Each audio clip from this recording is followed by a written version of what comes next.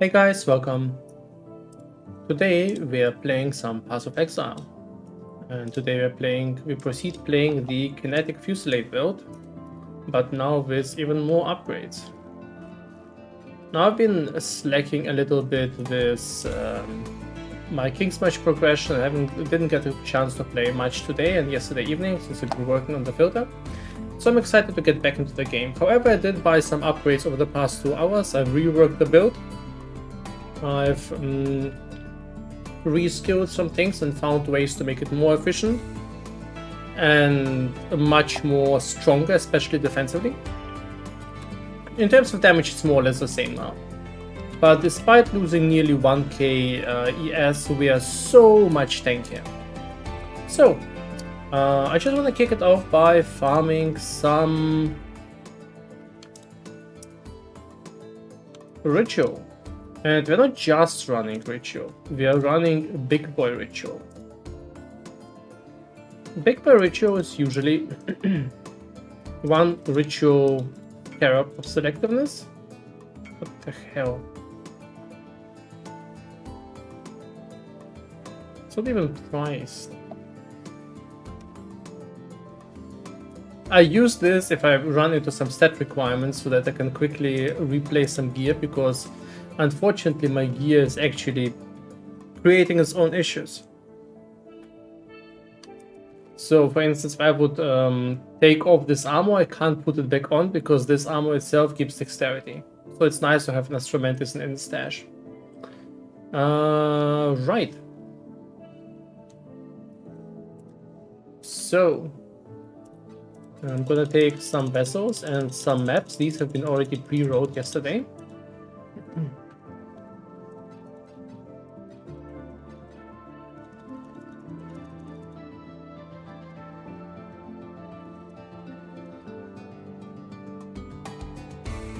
And we're gonna put 2 blood-filled vessels in. So, now that that's done, we can start. We are running it with Settlers, 5 extra chaos.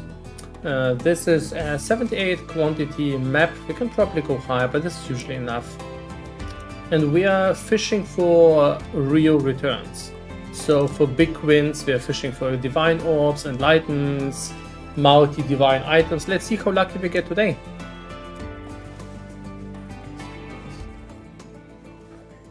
Alright, in case you haven't seen me stream over the past days, this build is the Kinetic Fusilade build. You know this thing where you charge up and release? But I've turned it into a machine gun by stacking a lot of less duration, so you don't even need to release. During the charge process, you'll be constantly firing projectiles.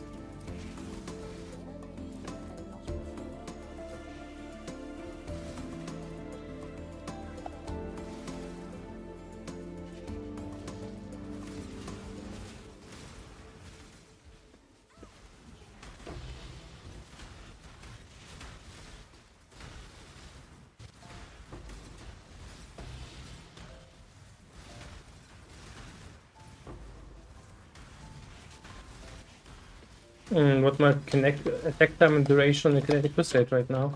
I don't think the duration right now is indicative because I've been trying and stuff, but right now 0-12 attack and 0-0-7 duration.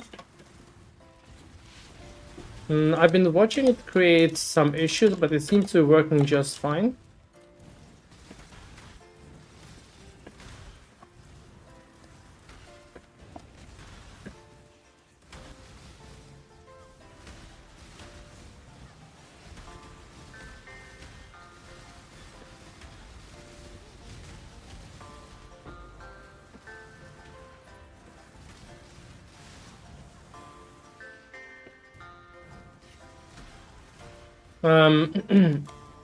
If the duration and the attack time are very similar, but the attack time is still slightly higher than the duration, you may run into the trouble that not all projectiles get fired.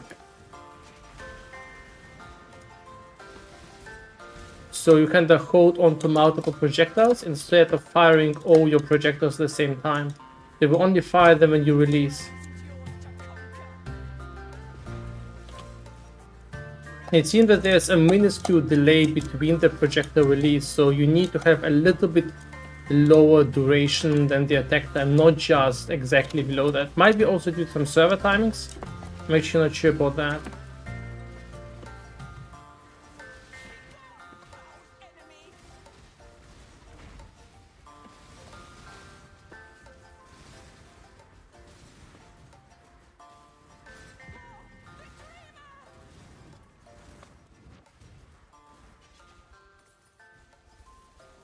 That was very unimpressive.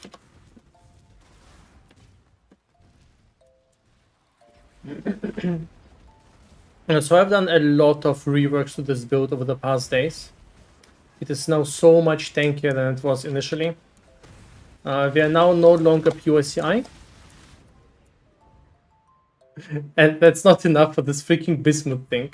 You know, the two things I still died to, the three things, is Bismuth, Tornado, and the goat at the end of the map.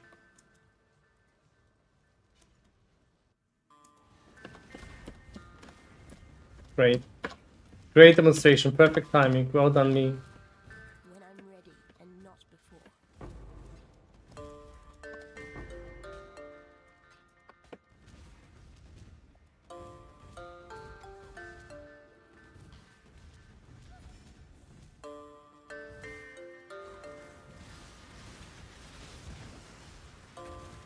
Yeah, I'm not sure if it's 0.05. I think it's this time becomes lower as you have more or less duration, but it's definitely there. There is some time.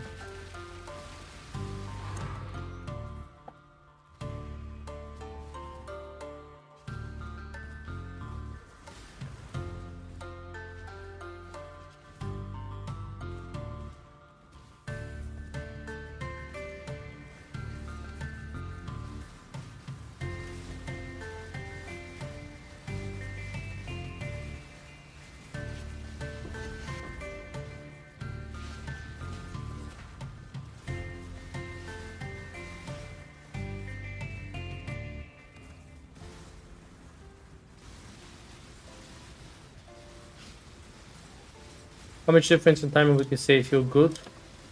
I honestly don't know. I don't have enough information on that, but I think it's probably 0.03 or 2 seconds. But that's only if your attack speed is very low. So what I think internally happens is that there is a second hidden duration thing. And this probably starts somewhere around 0.1 seconds. And as you decrease duration, it also decreases the this number. The way I know it is if you use Kinetic Fusilade on a very slow attack, the bolts get released slower. So you can actually see the bolts flying one by one. As you stack attack speed and reduce duration, they fly off faster as well. So I think it's not exactly a set number, but there's something more of a fuzzy thing. But you do need at least like 0.03 seconds or something like that, I think. But maybe I'm wrong, maybe it can be actually reduced or even completely neglected.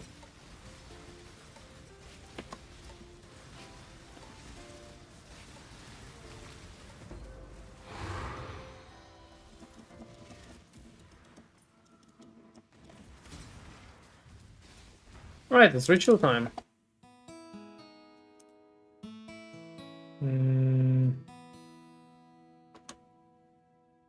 Pretty solid.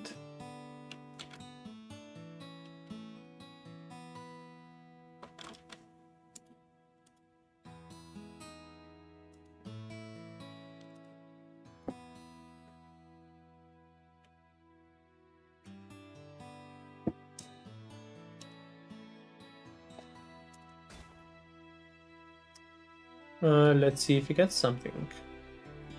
Nothing here, just garbage.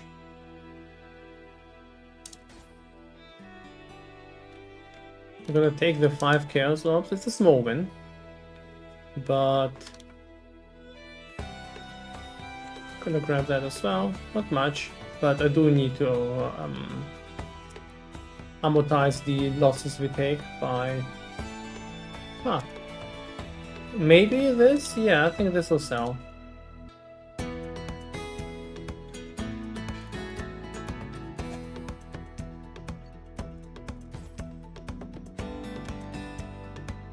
Astral Projector. It seems pretty rare, but I don't think this sells.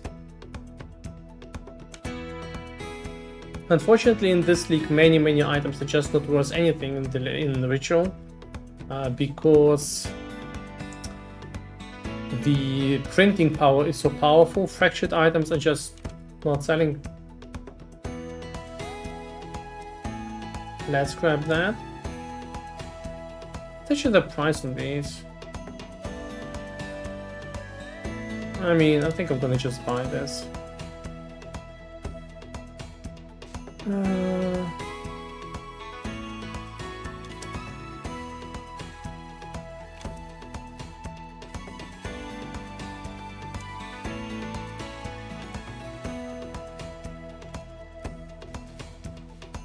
Do you think Totems with Fusilade have potential? Potentially. Do you plan to instack for this skill? I'm not sure. Maybe, but also potentially not, due to multiple reasons. First of all, I'm not sure how much longer I'll be just playing the game. You know, there's not too much to do in the current league. I may try to look for a new build, so...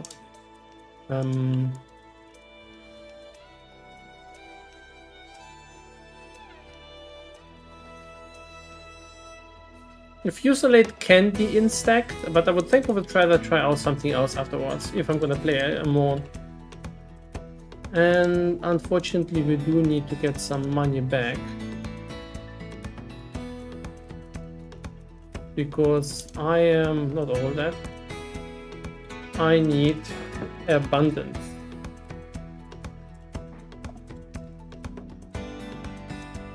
Alright, so let's say, how much chaos do I have? 20? I'm not sure that's correct. 100, okay.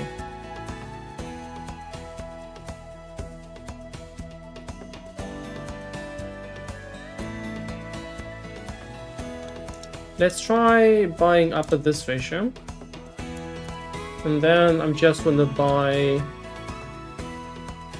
How expensive are 40, 54.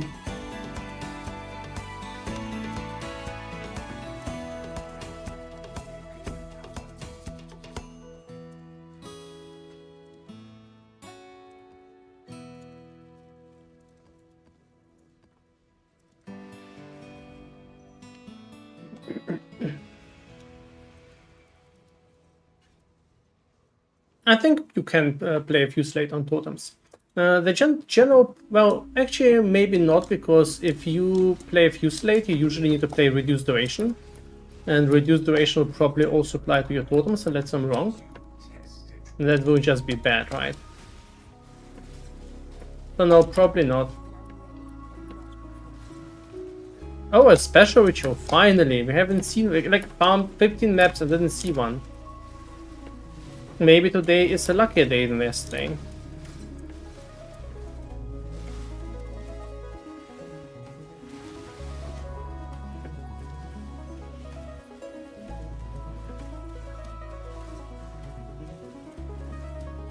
I was wondering how many points to get the Magebane nose with the new POB. I think effectively it's like 5 points, maybe 6. You basically need to drop 2 clusters for that. But you get a jewel on the way, and you get some spell suppression, and with the new POB we are going for evasion energy shields, with suppression and evasion nodes are still useful. So it's not like you're completely wasting everything there. It's not perfect, but it's definitely workable now. Before that it was just, okay, if you're going this way, crap. Honestly, a bit disappointed in myself. I ran like 10 maps before and everything was fine. Now I'm pretty sure it was a tornado. I'm pretty sure I saw a tornado, as usual. No, I will not fail my first breach.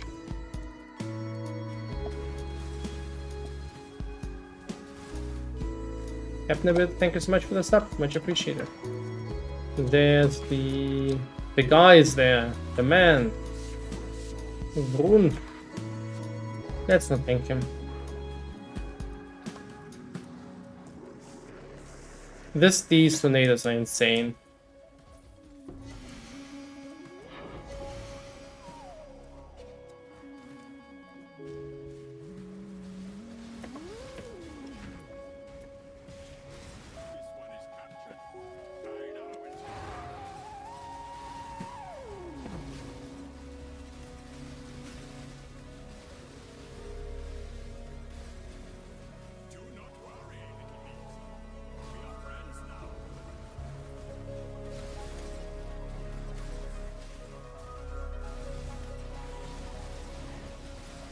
You have to drop the classic jewel to get to the nodes. What? It's not a classic jewel. You don't have to drop it. If you have the impossible escape, it's still better. So it's still better to have the impossible escape. It's more point efficient. But impossible escape is worth 45 divines. So unless you want to farm for that, or as a starter point, you cannot go for impossible escape. And the loss of power you get is not insane. Yes, you're a little bit weaker than with a version that would take impossible escape, but it's not absurd anymore, right? You can absolutely play the build without it. Before you just couldn't play without it.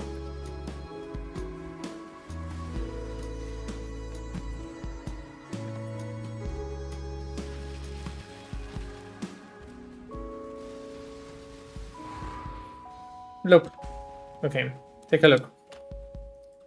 So all you need to do is pass this way.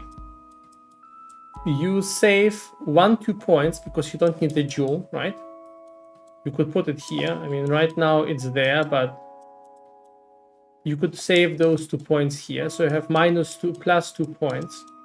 Then you take 1, 2, 3, 4, 5, 6, 7, 8, 9 points, right? But this one you would pick anyway if you pick impossible escape. So it's not 9, it's 8. These two are very good, and you can take them instead of, let's say, going for that, because you won't have the points anyway. So you're now instead of 9 points, you are at 7 points. Sorry, at 6 points, because you played -1 already, right? 6. And now we discount the -2 nodes that you took for the jewel. So now you're at 4 points. So by just dropping the cluster, pretty much, and spending 4 to 5 points, you're okay. You can go this path. It's less efficient, but it's still good.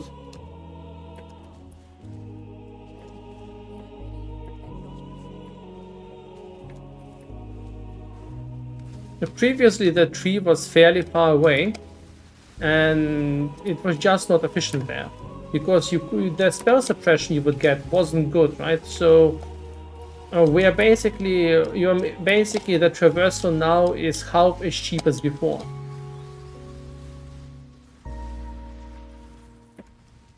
And you know, saving 4 points is a big deal. It's not like impossible escape is bad, but now you can actually play the build without it very well. Not like by any means will break your build.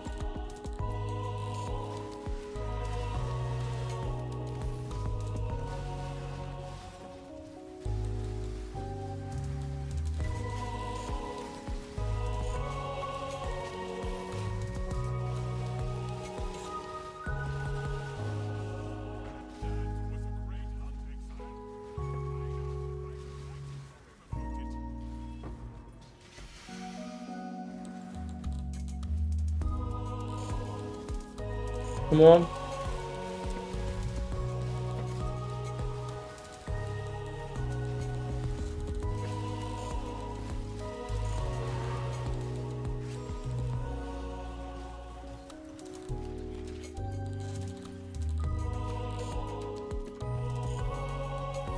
The jewel is not worth 45 for divine. I mean, not realistically. It's what happens right now because people are trying out a new thing. But you know, let's say next league, even if this skill, let's say the skill is not nerfed at all, no one will, it will not be worth anything next to that. It's just because it's kind of like a fancy nice thing, and some people are taking advantage of that.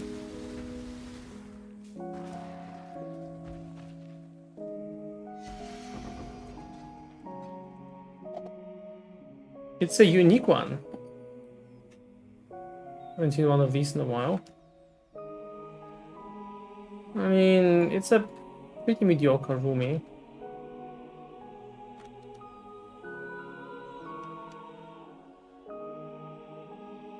Maybe?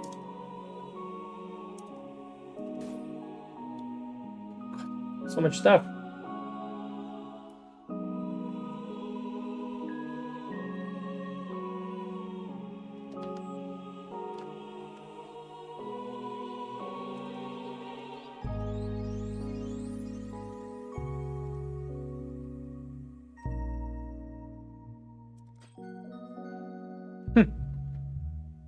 Okay.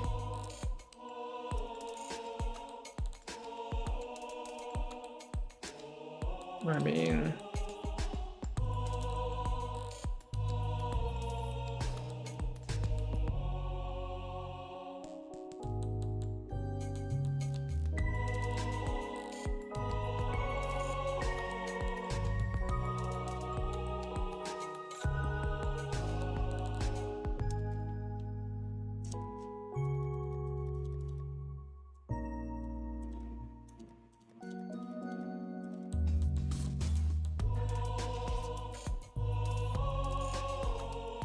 Oh, shame. Nothing really good out of that.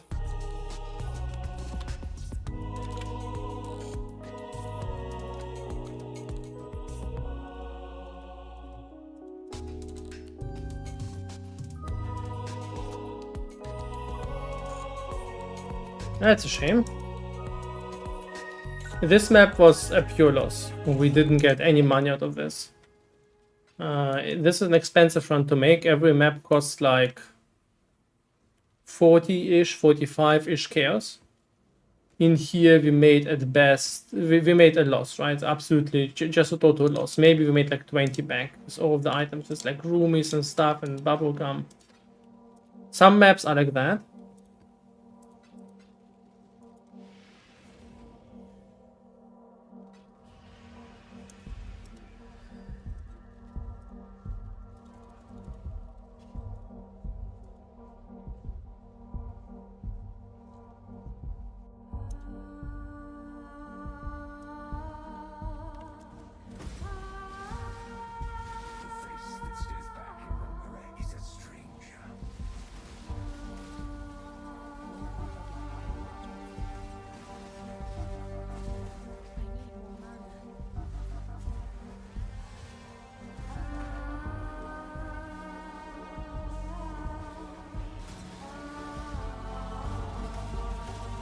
Oh, I think it's a special again? Wow.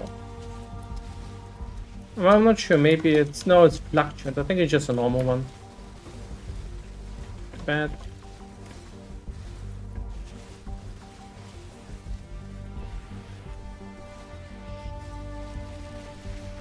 Beta is here. Is it beta or beta? Hey, Janinos. How's boss damage on Fusilade? I think it's serviceable, right? Normal bosses are no issue at all. Uber bosses, you can take them, but you need to actually know how to play. They're not easy, right? This build is not designed for Uber bossing, but everything else is not an issue.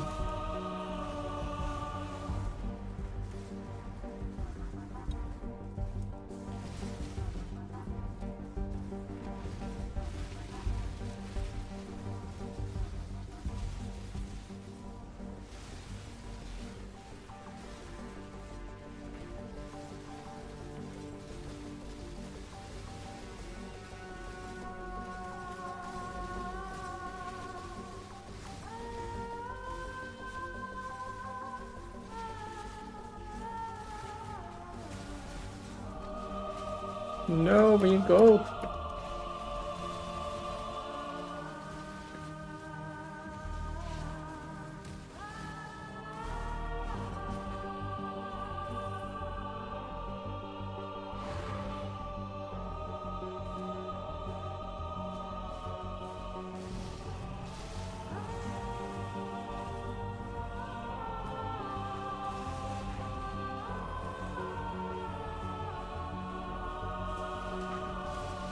Oh, a shipment. Oh, these are fun. I'm gonna disable the filter for a sec, which makes it easier to open these, and they have no proper... Yeah, it's much easier to click them this way. Nothing special. No.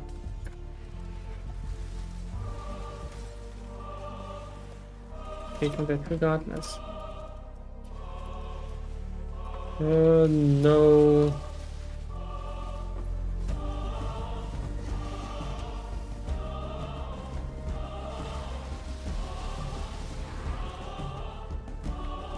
No ritual here.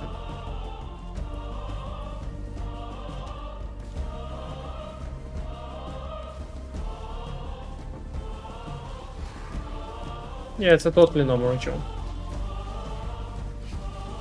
Also, I'm not even sure if the special rituals are practically better. I think they are, but they're more exciting, but I'm not even sure they're really better. That's a new one, right?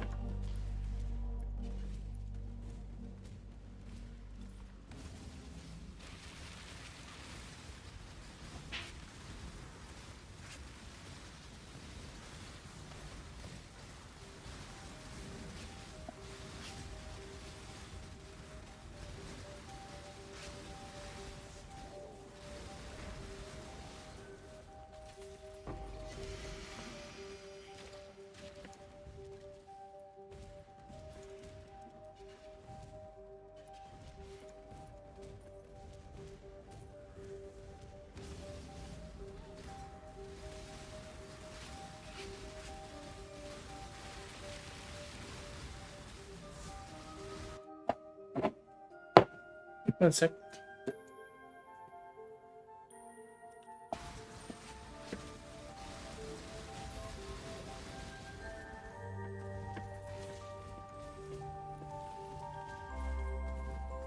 And the final one.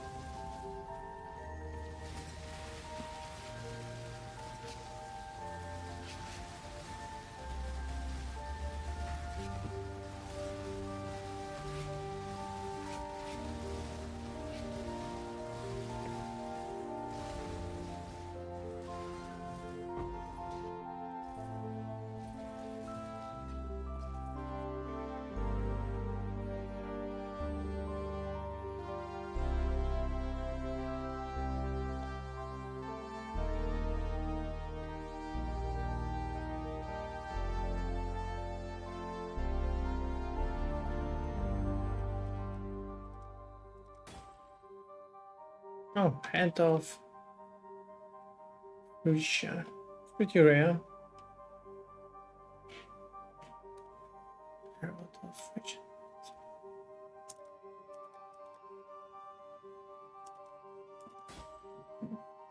What is that? 3 Harbinger orbs. Is this a sign of the gods? It's probably a sign for play something else than ritual.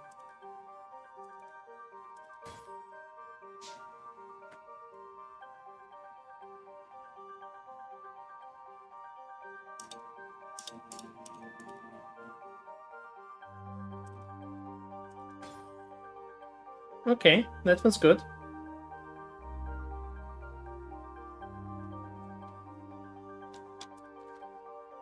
There's audience. That's 50 chaos. That pretty much pays for the ritual. Not like a big gain here, but hey. We got that. We got some bubble gum.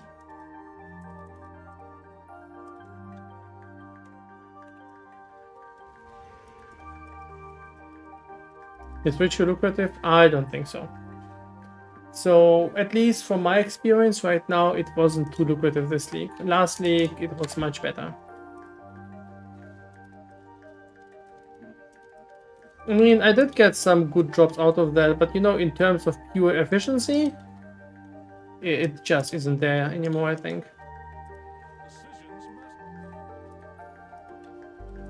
It's mostly because normal items, kind of regular rares, and fractured items just pretty much lost all of its value.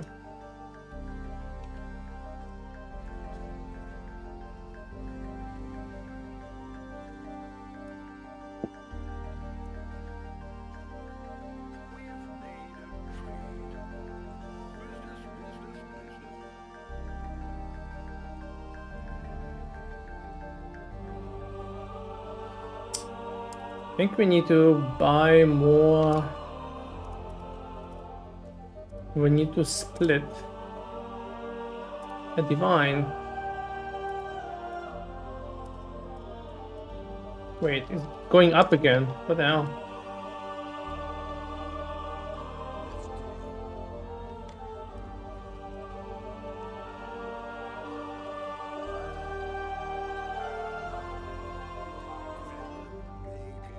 That's interesting.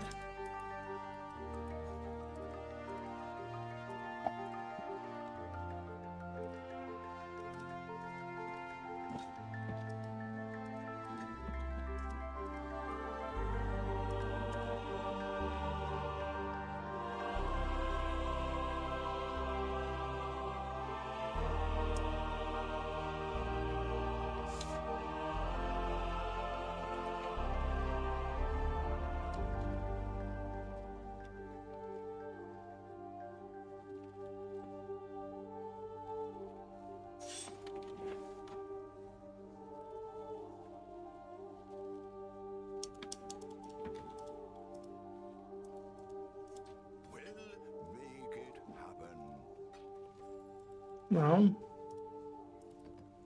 so currently one divine pays for more or less 2 runs. What do you think about the state of ground? Well, I talked about it yesterday already. To some of my own displeasure, I don't really like it.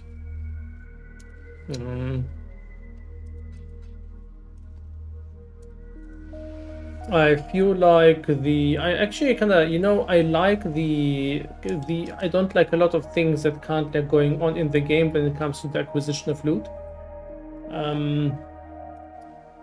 I think generally speaking, I absolutely dislike the states in which the rares are in right now.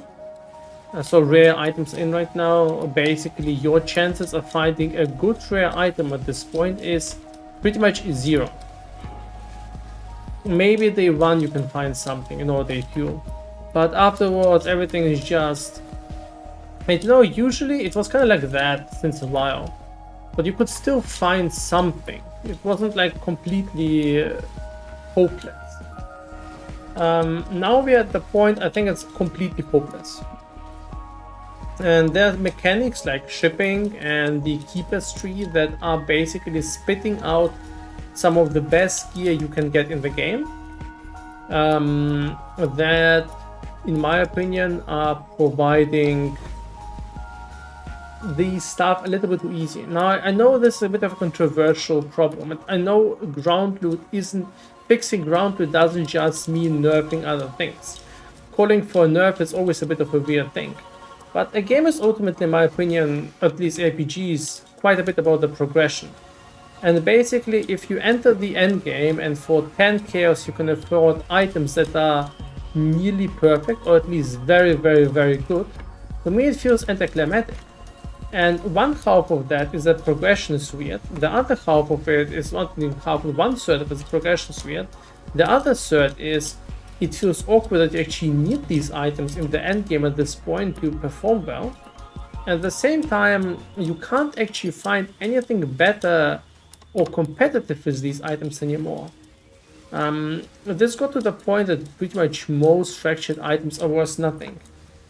The complete fractured item before had interesting use cases. Now it's, well, okay, you find +1 spell gems fractured. Okay, you find +1 minion gems fractured. Okay, this may also be worth something.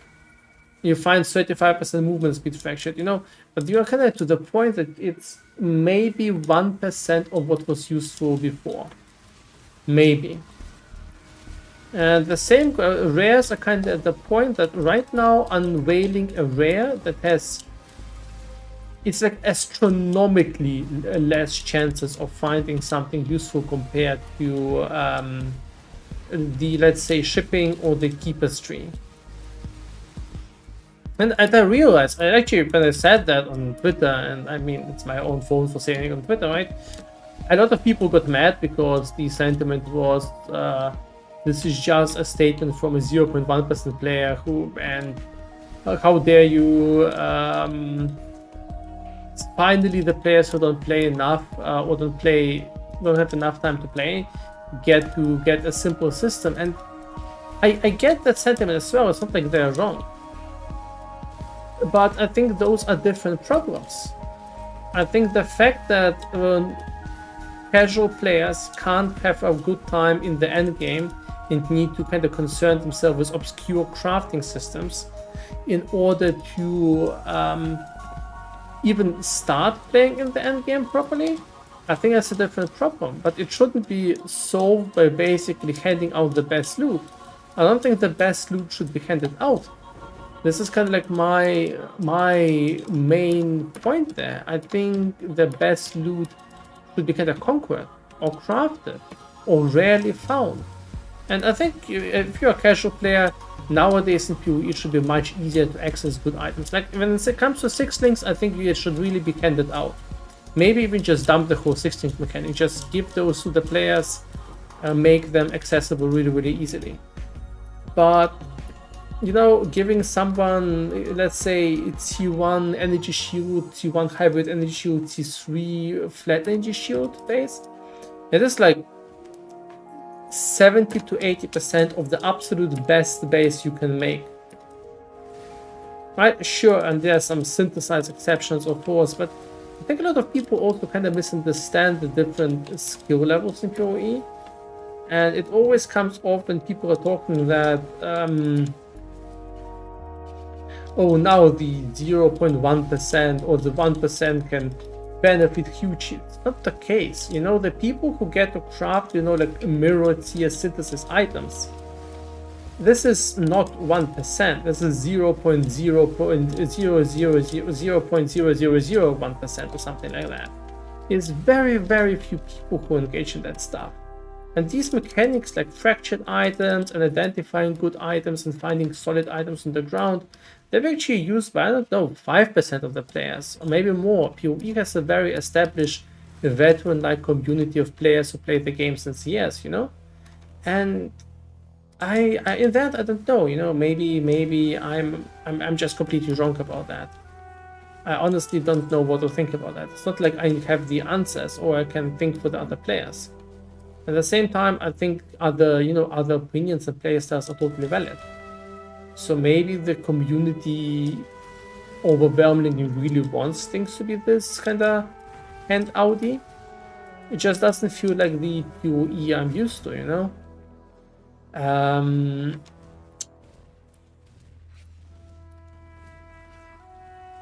not gonna say that all the arguments were also good, you know, because people sometimes the developers actually have to protect their own community from doing bad decisions. If you ask the players, do you want something nerfed, no one will ever say yes. The answers will be something like, well, just instead buff everything, or just do this, or just do that. And overwhelmingly, I think it's the case that players are good at spotting problems. Nice, divine.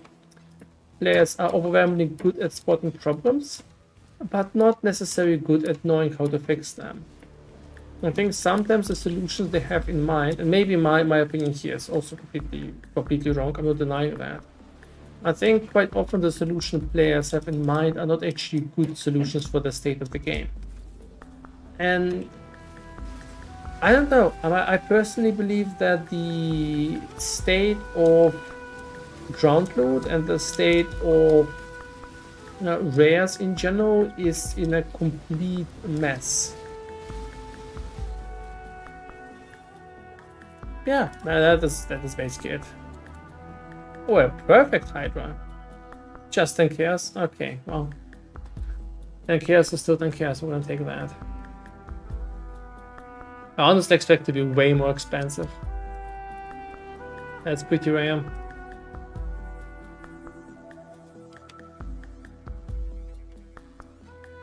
Glassblower is actually more price efficient than the Perfect Hydra.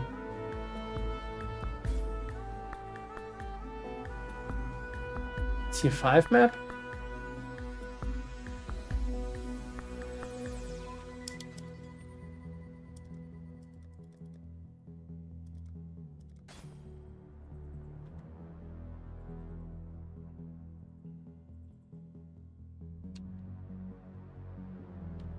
That's pretty solid.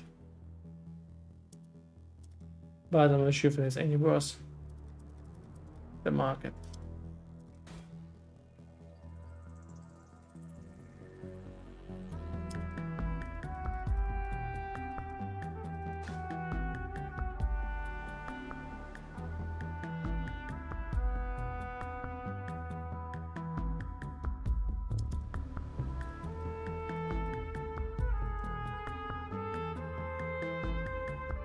I'll probably just bought that.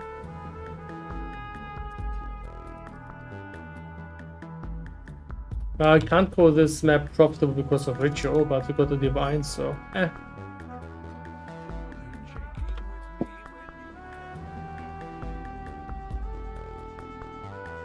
Hey Namunis, welcome. How are you doing?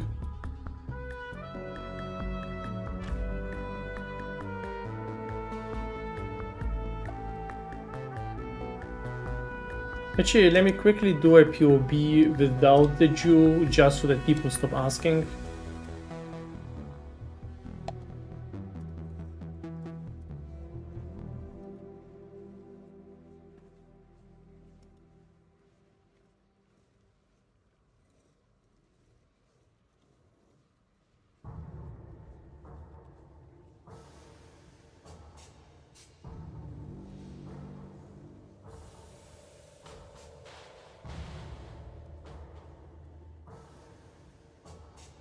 Alright, so let's drop that.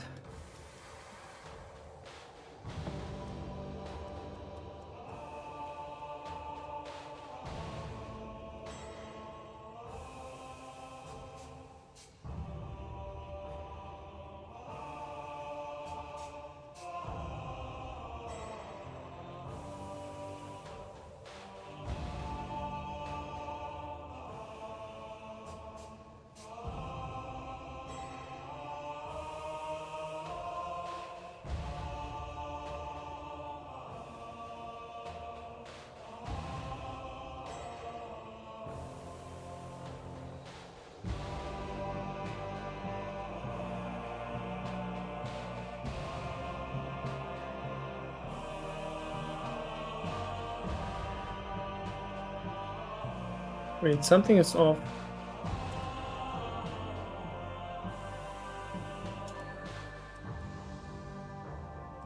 No, let's just load.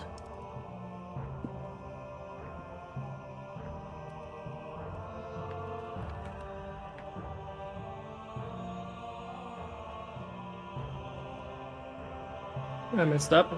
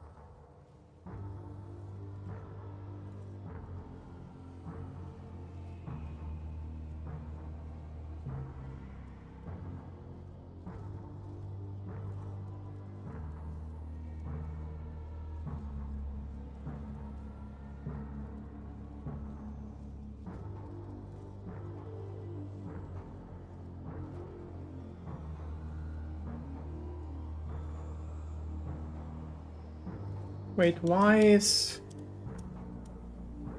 Oh, okay, never mind. That's why.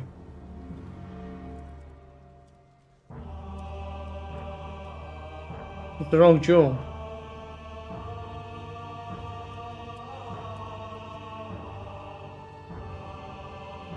Wait, the whole POB is messed up. What did I export? Oh, it's a pure... Oh, crap. Did I export that?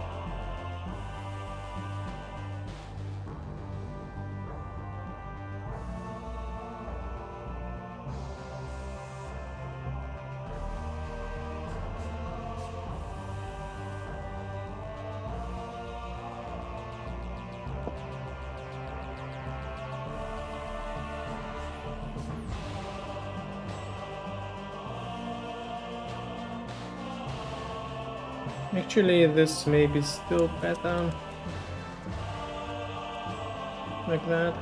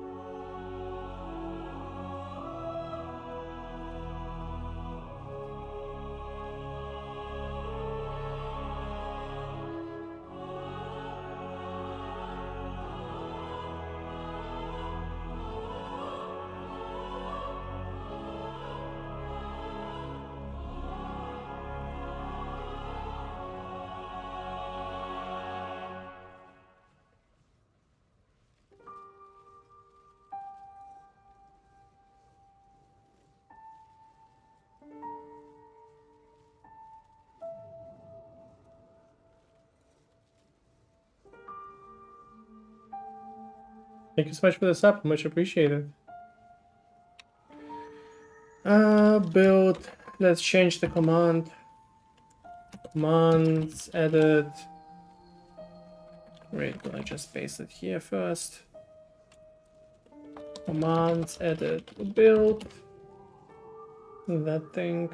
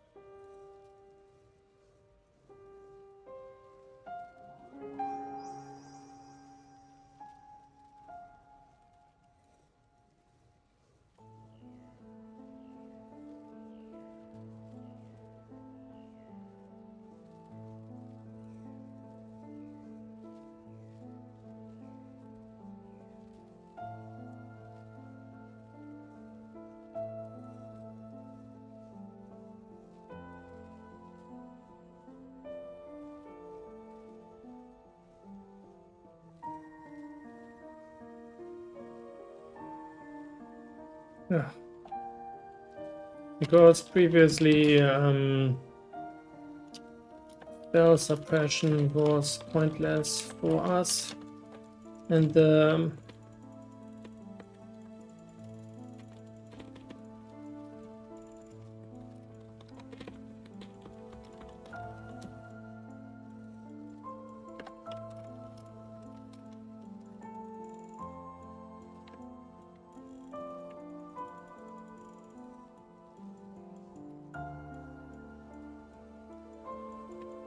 still more efficient to have the dual, but at this point it's an elite upgrade, not a deal breaker.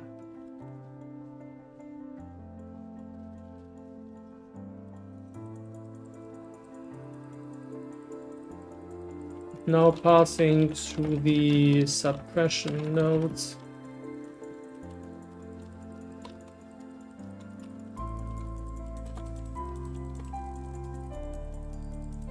All right. So I need to do some housekeeping.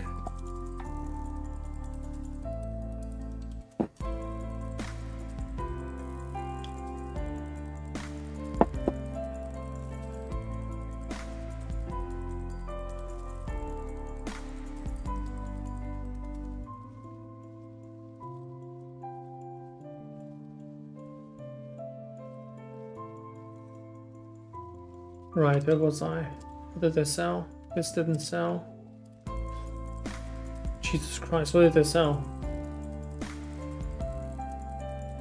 Oh, I sold the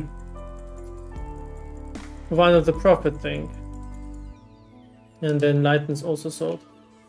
I bought Vine of the Prophet fairly early for 6 divines. And actually it annoyed me a little bit because occasionally it gave me some mods that made Fusilade inefficient, and now that I'm running an evasion using setup, I prefer to have evasion over that anyway. So sold. All right. Next map.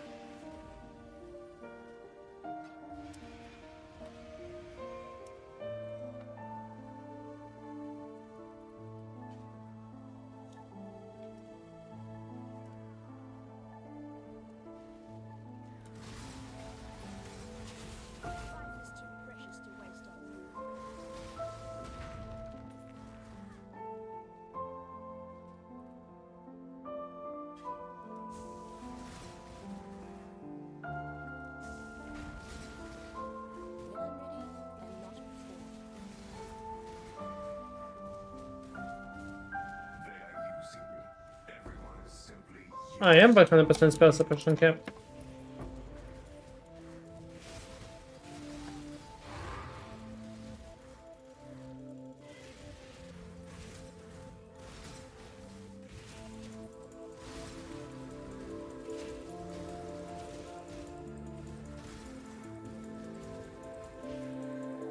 Hey, what?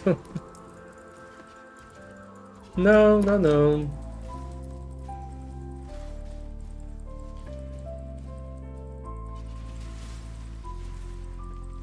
Despite you getting the monkey sword, I'm not from Saarland, but nice.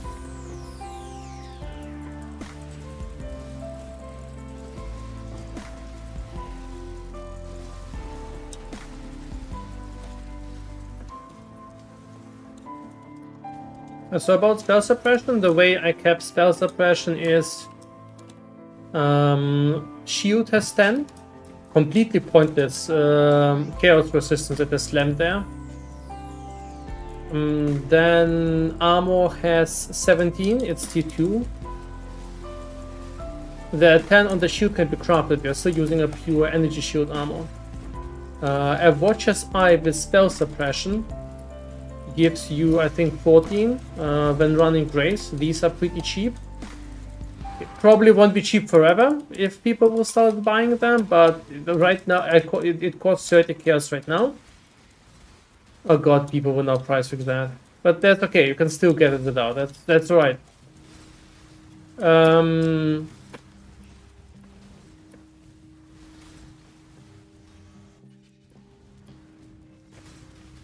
What else? And then there's a couple of nodes on the tree. I think 4 nodes total on the tree. A spell suppression cluster and this one node with the possible escape that I'm taking. Actually, if you're not, you probably don't even need the timeless jewel if you are not using my current, if you're not using impossible escape.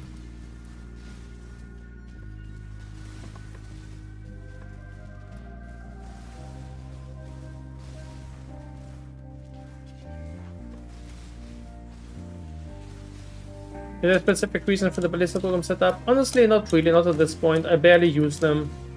They help out a little bit with single target damage, but I only cast them for like big bosses in preparation. You're totally fine just using something else or not using them.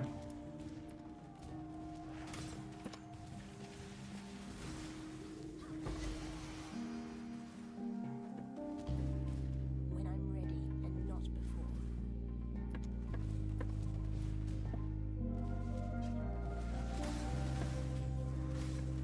Any other ways to lower skill effect duration to get below 0.1 second without a possible escape? Take a look at the... Take a look at the latest video I just made.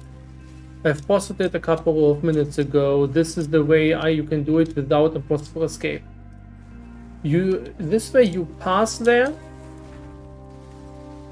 But yeah, that's what you do, right? You're passing there and you're taking a AC demise. But take a look at my current passing.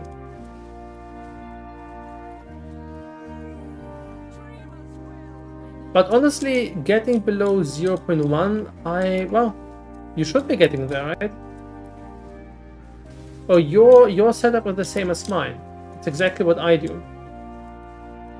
Except, no, never mind. I got confused there a little bit while defending. So, if you're passing there, you don't need impossible escape, right? Impossible escape is only needed if you're not passing there.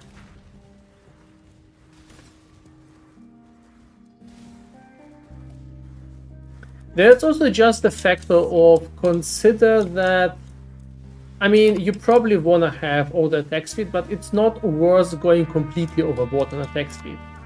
There are other stats to scale, and I wouldn't just try to do just that. At some point, it just makes for potential mana issues, and it becomes less efficient. At the same time, it run to duration issues. So go for attack speed, like have your frenzy charges, have onslaught, have good nodes, but I wouldn't like go out of my way to scale attack speed. Because we have so much attack speed already, you know, with time clasp and time warp. So don't pick up any more attack speed than you need to.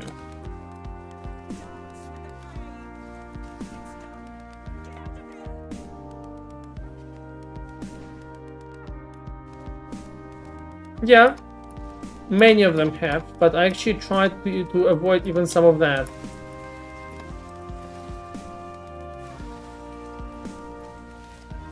My top node right now to take for DPS, that 3 node cluster would also be including attack speed. But I would rather go for something like crit multiplier just to avoid these issues. It's not worth like for the 1% more DPS to run into all kind of issues.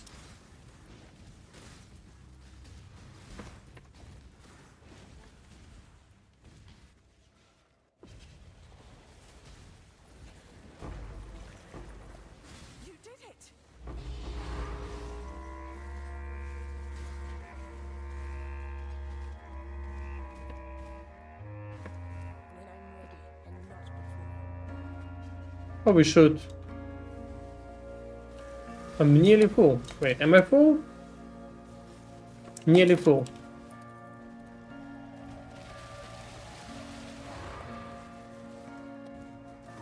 Let's go do the rituals and then do some craft crafting.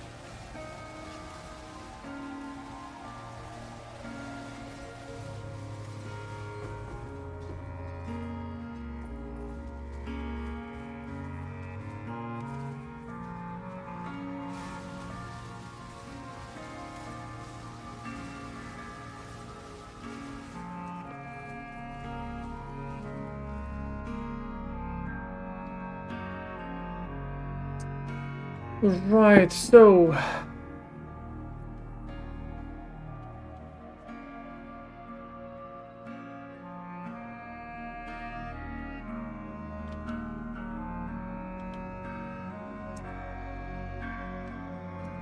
that's like a decent jewel.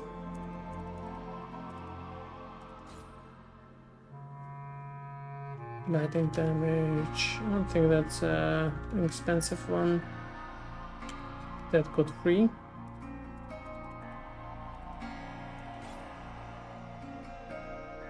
No, what not worth anymore, it's just taking up space. Let's remove them.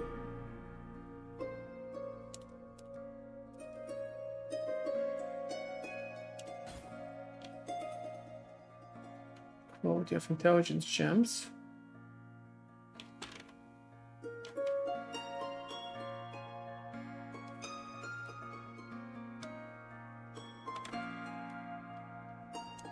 Grab the base.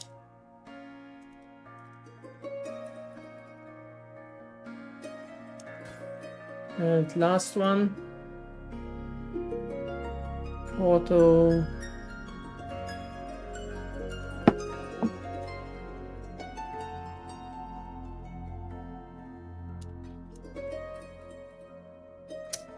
Yep, not impressive.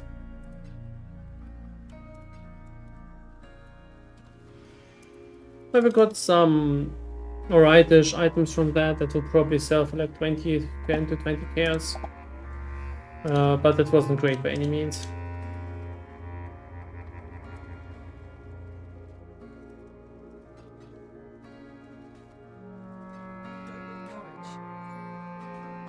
You'll price all of that later.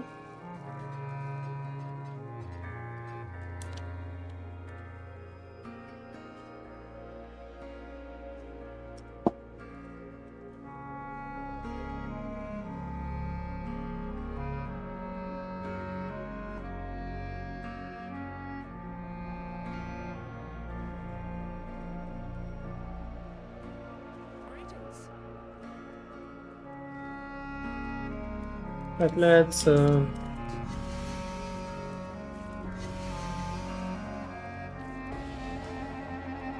been pretty unlucky with the tree so far.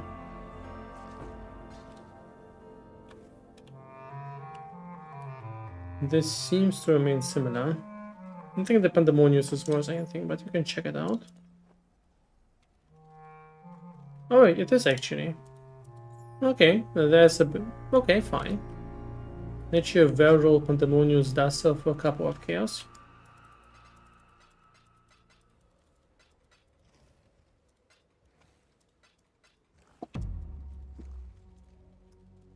Okay, so we have one more mystery room gift. And that got us an ancient room gift.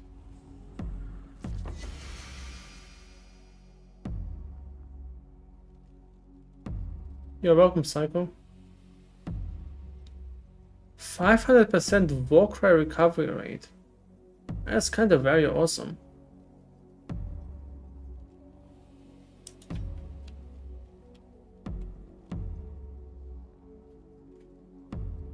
Not worth anything, but still very awesome.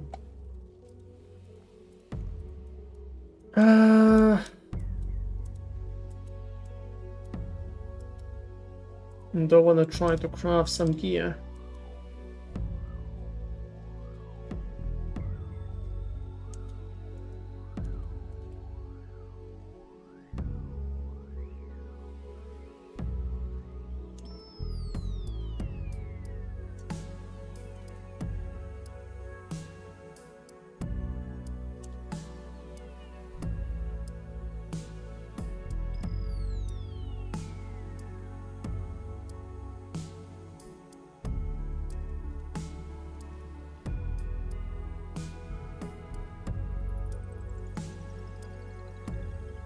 Why can't I have over that?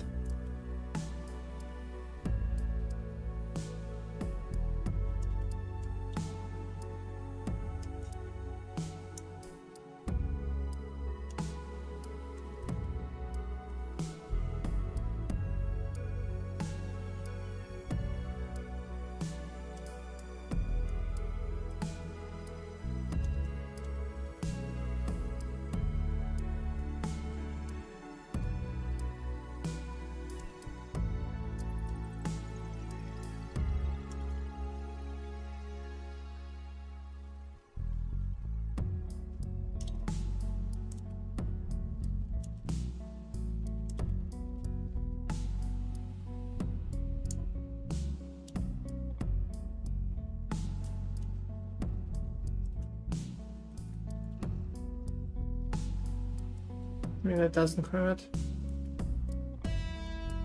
That's probably what you want.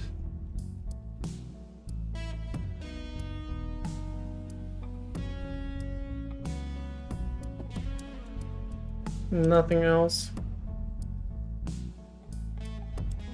No.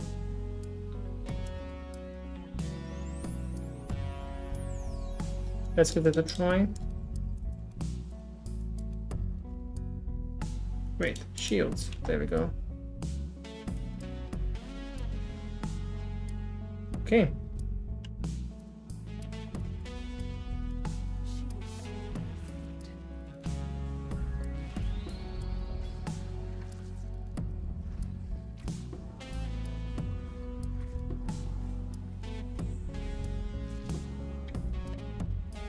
Not a single shield. Oh, I'm an idiot. I forgot to take the requirement note. Whoops.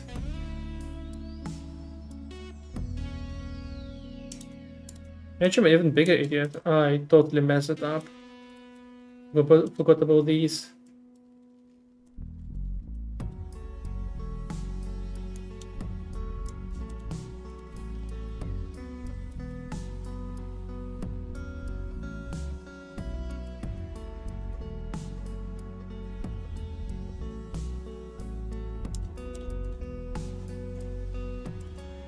That combo, right? Oh well, next time.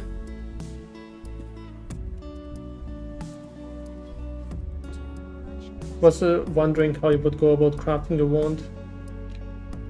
You can control the room to insert up it. Oh, good to know.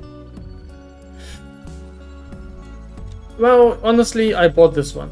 So I don't know how to craft this one. I suppose if you try to combine, you could try to craft it on the tree, but I just bought this one, so I can't exactly tell you.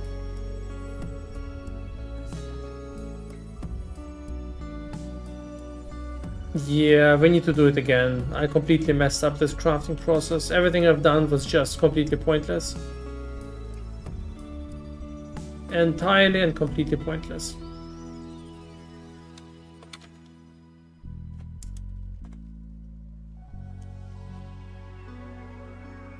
Is this playable without Mage Bane and Impossible Escape? Yes. I've made a video update. Take a look at the exclamation mark build. There are two trees.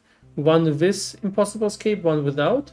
The one with is better, but not by much. You save like 4 or 5 skill tree points. It's not catastrophic. You can still play without. Treat it as a luxury upgrade.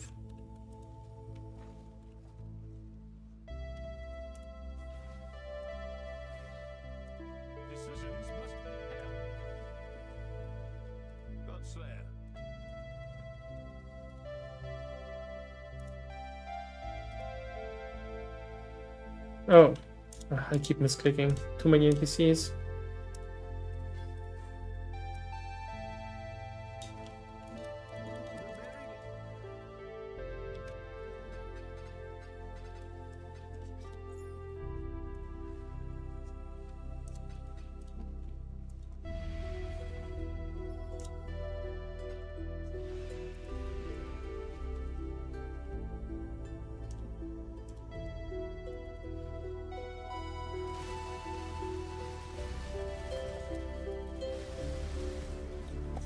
I think it's another normal one, yeah.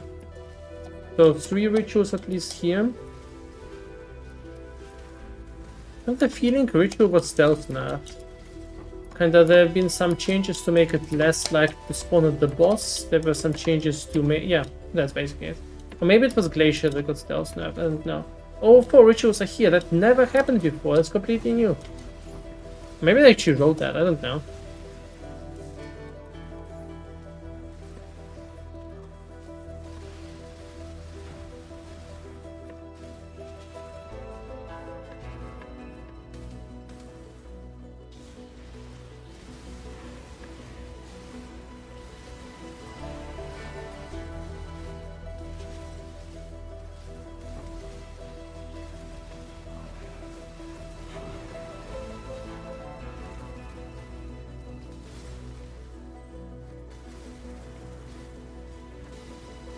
Another fortress.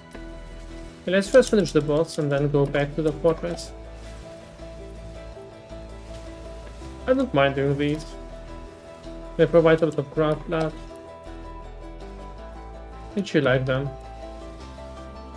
It constantly reminds me of these legacy Atari games where you just pew at the aliens like alien invaders.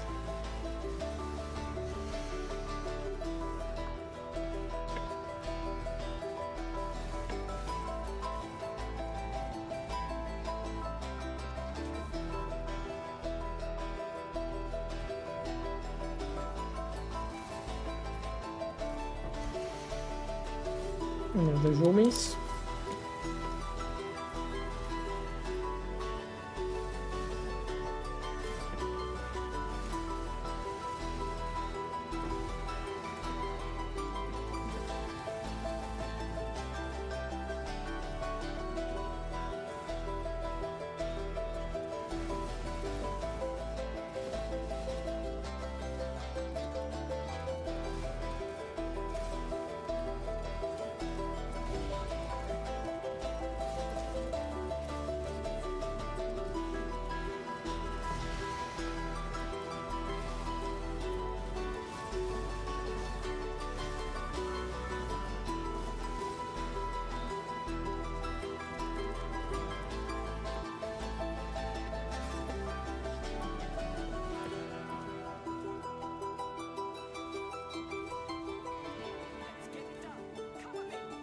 Hey Swanson, how are you doing?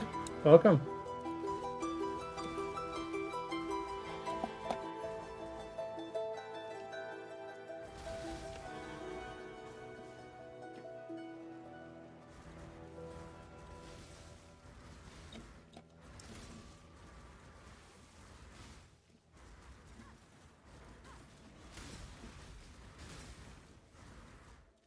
Awesome.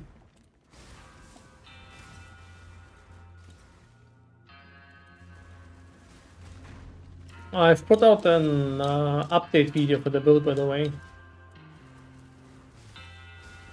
And done some more changes to that, and also done a video for the passing that doesn't need impossible escape.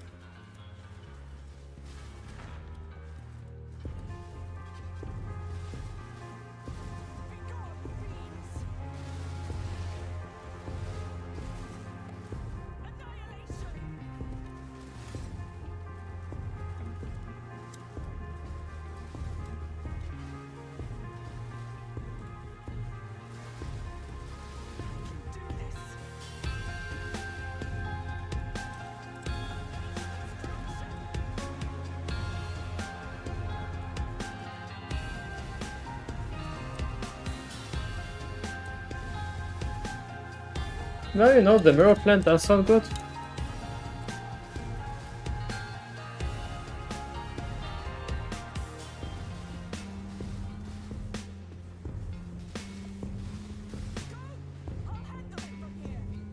I didn't check where we have to go. Yeah, that looks solid. Or not? Wait. Oh.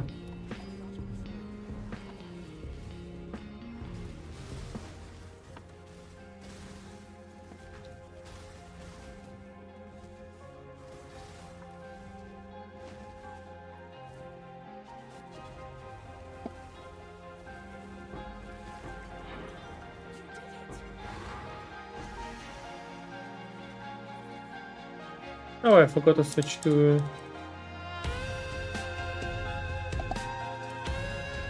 What? Do that.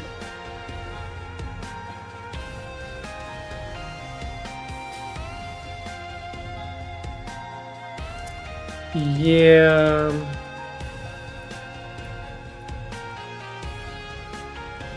Oh yeah, back to we killed the boss. I bought my Impossible Escape was very weird in terms of price before that already. So when I started this build, I wanted the no one else was, as far as I'm aware, from the larger no one from the larger streamers who was playing this build, and there were two on the market on day 2, and I wanted to get one. and one was 8 divines and one was 10 divines, and I thought, well, I don't need it right now, I'm gonna wait for a couple of hours. And then both got bought out by someone, and the next one got priced at 20 divines. And I just totally out of my price range, and it took until the next day that they started dropping, and they started dropping bit by bit, and there were like 5 people who had them all, 5 different people, they set them all at 20 divine first. And then they were not selling it, they were starting, they went into this end war where each of them was undercutting the other one. And in a couple of hours they were to at 10 divines. And at this point I thought, okay, I need to get one before someone starts buying them out or something, especially since I want to stream the build then. And I thought, okay, if I want to start streaming it and someone will pick up on that, someone might snipe it for me, or just so that it match with me. I had this a couple happen in the past, where people sniped the items I wanted to use, which is kind of hilarious because I'm nowhere near the stream size where you would think that would happen, but it was even intentionally. So when it reached 8 divines, I finally bought mine for 8 div. And good thing I did, because a couple of hours later they were all back to 22 divines. Then I made the video, and and at this point there were a couple of jewels, like for 5 divines, for 8 divines. I had a little bit of a consideration, should I buy some and sell them, but this is something I vowed not to do. You know, if I would be just making a couple of bullets here and there, it would be one thing, but I honestly don't want the people even to think that I would do something like that, because as a filter guy, there's the obvious implication. I really don't want to manipulate anything. So I decided, nah, not worth it. I'm not going to buy any jewels. So I made the video, and there were 6 jewels at this point. And then Lolco started playing the build. And not related to me. He started using it on his own, then he found my build. But then every single jewel disappeared from the market within 20 minutes. So someone bought them all up, and there were none for like 5 or 6 hours. The next day, all of them were back up for 45 div each. Speaking of div, finally some good rolls. Right.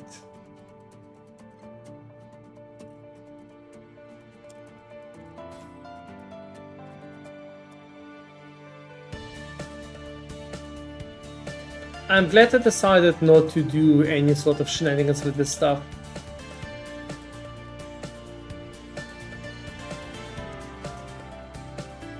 Whoa!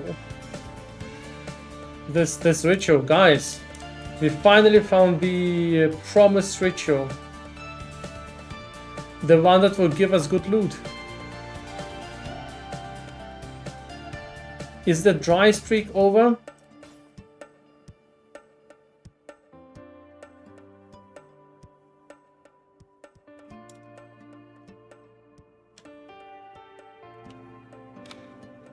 I mean, it's probably good,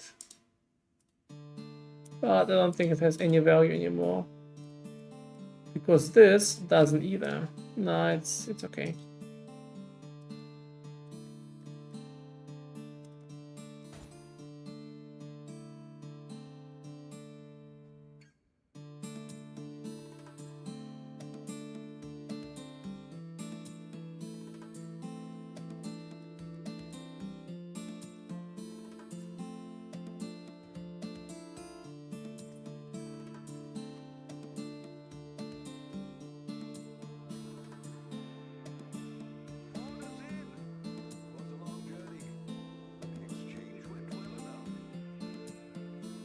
Oh, sorry to the YouTube guys. I tried multi-streaming today. I don't usually multi-stream. Sorry, the commands don't work on YouTube.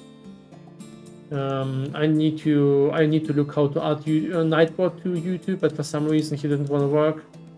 I apologize for the viewers there. That's a very good roll.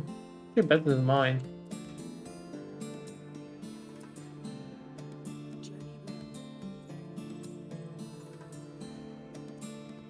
We got the abundant scraps just in time.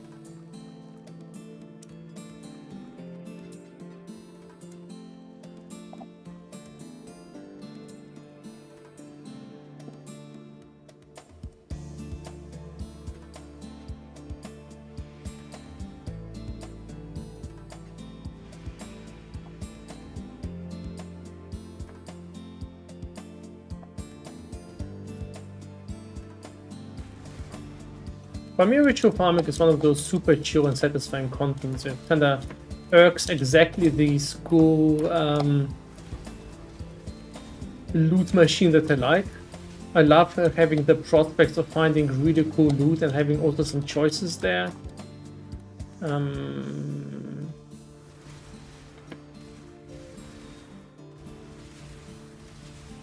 They get most damage against bosses. Hold down, cast rapid click. What? So this build, the way that this build works, look, maybe let me just show you that. We just show it for a sec, right? So by default, if I attack this way, if I attack this way, right? If I hold click, I attack normally. I'm just holding right click. I don't need to do anything. I'm running out of mana, of course, but still. However, if I take less duration out, you see I need to actually charge and then release. So what you need to do for this build to function is you need to stack a lot of less duration. And I mean a lot. It's not just like a little bit of less duration. So you need less duration here. You need the less duration anoint. You need to get these nodes. And we are also using those two items for less duration. So with this combination, your Fusilade has less duration than your attack. That means it fires before you actually can channel another one.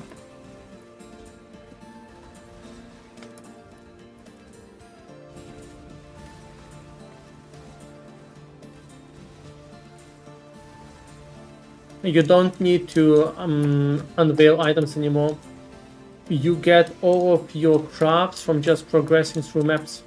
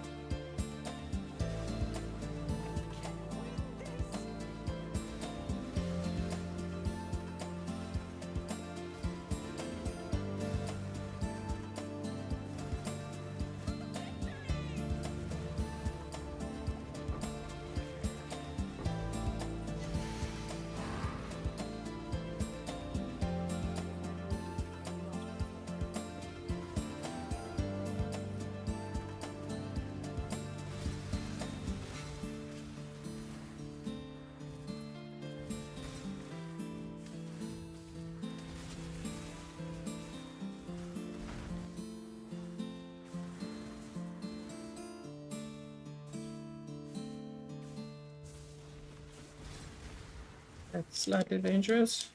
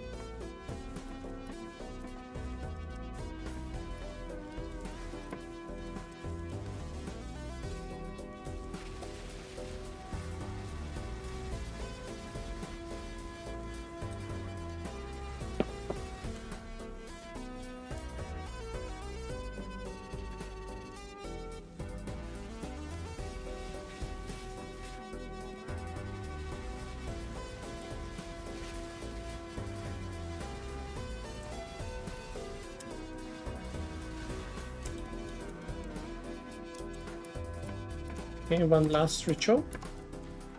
And it's time for big shopping.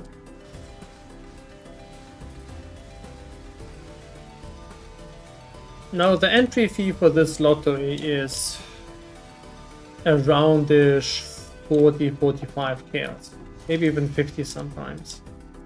So every time we get to do this big shopping, yes, last time we won big, but usually we're not winning this time. We have a lot of dry streaks. I'm not even sure this thread is worth it, honestly, but it's fun.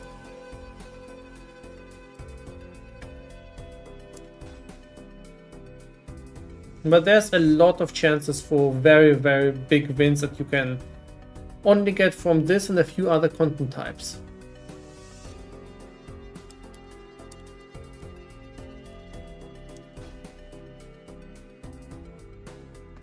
I'm gonna buy this because it hogs up a lot of space.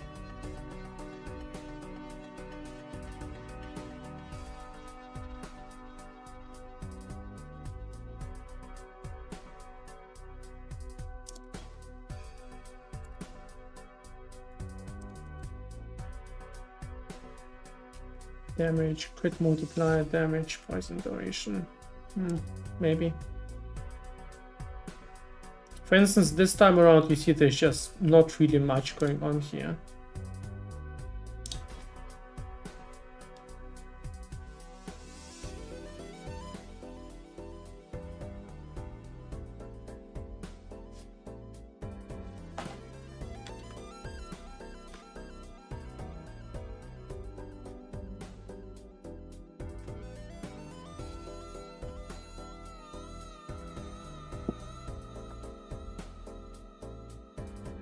I didn't know they can even stack.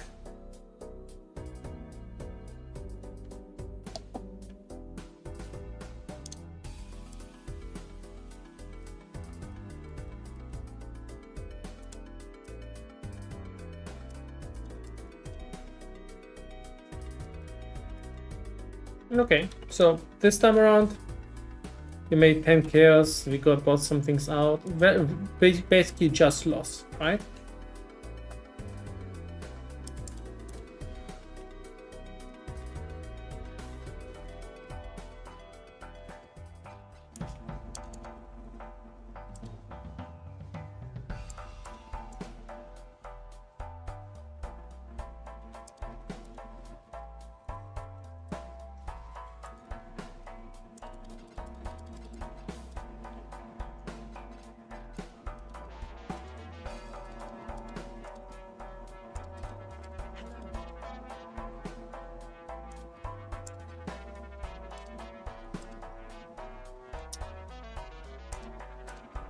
I usually run this combo. Let's try this one again.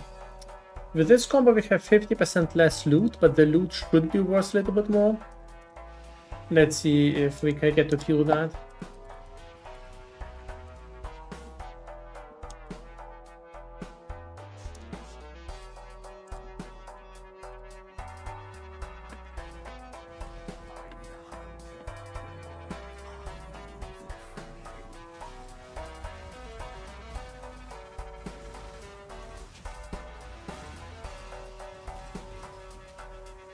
Dreaded.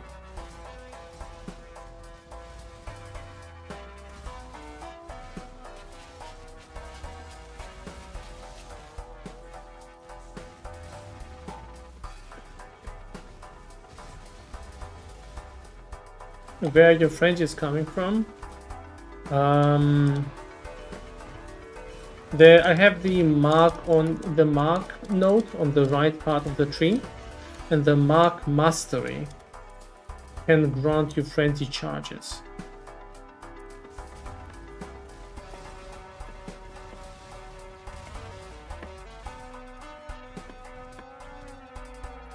In general, mark masteries are amazing.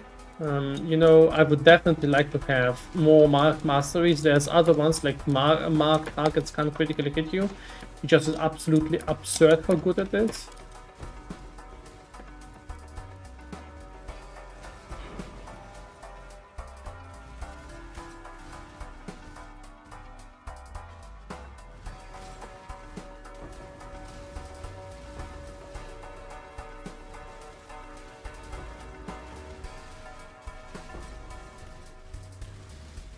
My scarab setup currently is 1 selectiveness, 2 vessels, 1 abundant. Sorry, 3 vessels, 1 abundance, but oops. I'm experimenting around currently with 3 vessels, usually I run 2 vessels. I'm not sure if it's worth it, I'm gonna guess not. Additionally, I think if you use exclamation mark Atlas, there's actually a picture of my current Atlas tree that shows you if I'm passing for that. I'm also crafting settlers onto the map, because my experience is that if you get bismuth onto the map, it vastly increases the amount of favor you get. Bismuth makes enemies more dangerous, but makes them much more rewarding.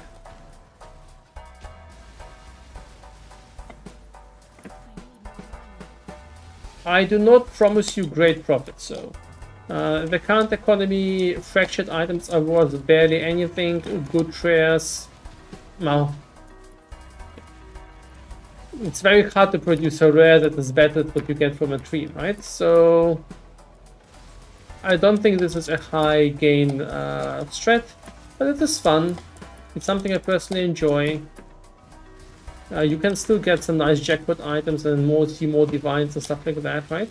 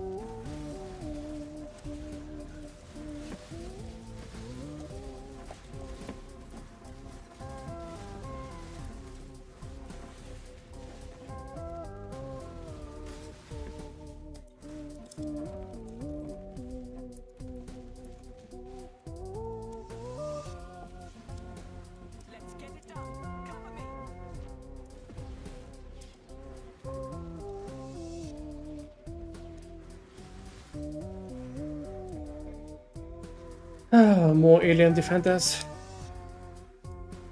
Exile invaders.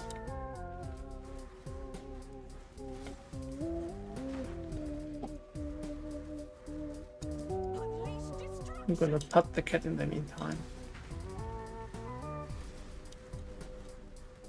Let's see you get through this.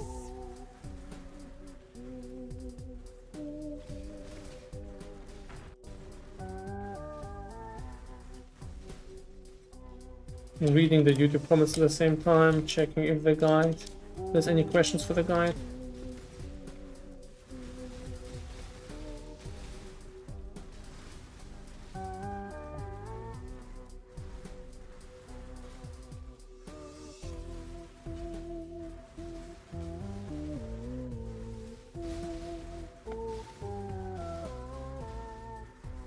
I need more mana.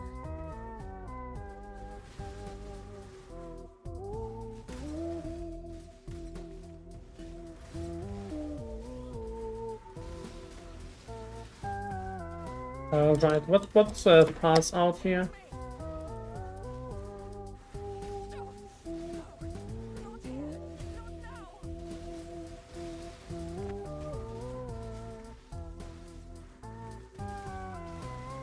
Ah, I don't see the escape path. I think it may be to the right. I think there's usually two cans there. Regenerating. Not before. It's done. Get out of here.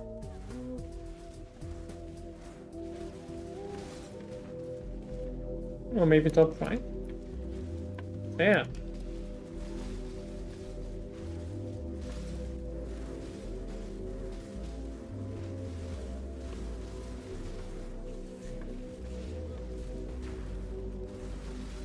No, let me in.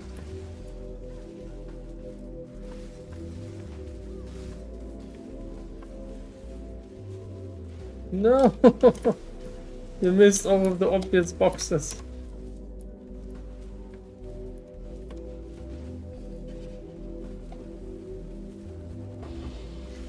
6.5 gig draft blood. Nice. Oh, a vent up.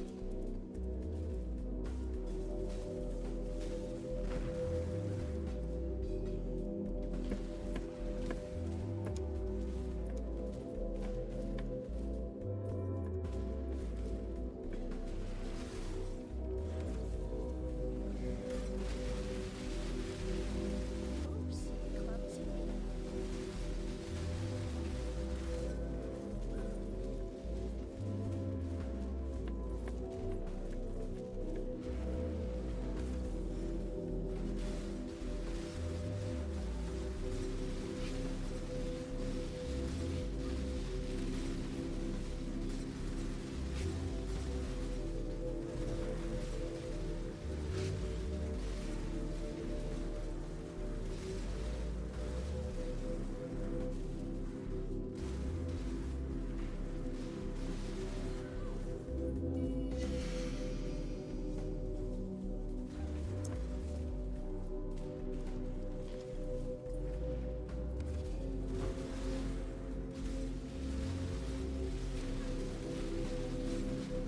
Holy shit, look at that favor.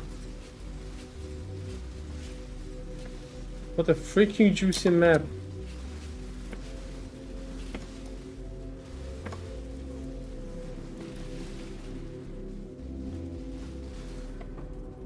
$23K favor?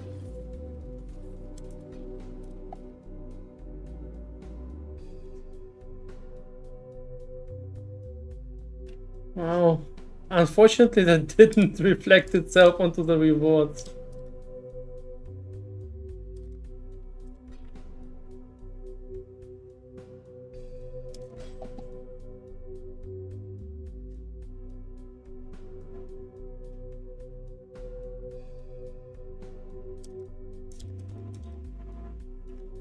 You know what?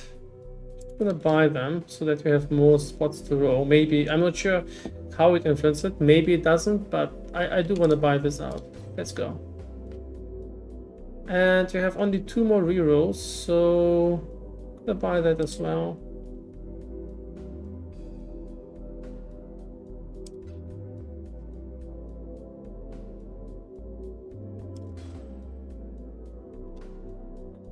Well, that's nothing, right?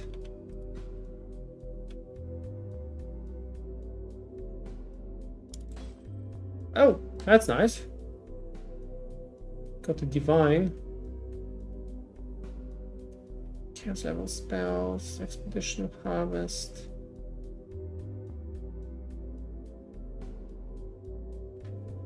Can even directly buy that.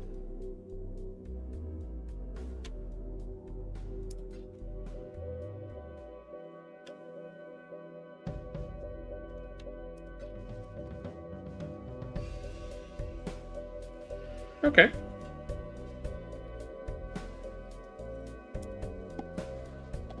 And we also got the Vento. I mean, yes, we didn't get all the divines in one map, but we left the map with 3 divines.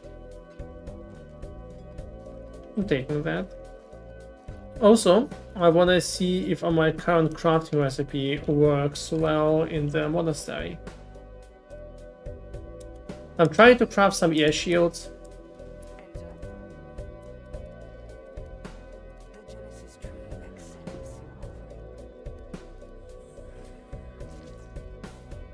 I'm still gonna craft a unique. Nah.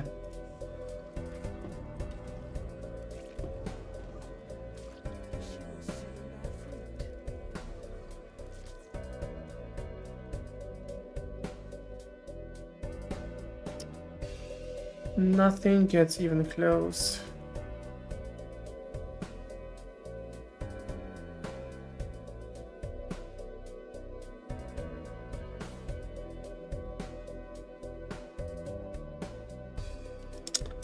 Nope, that is not what I was hoping for. It's Bellatrix music indeed.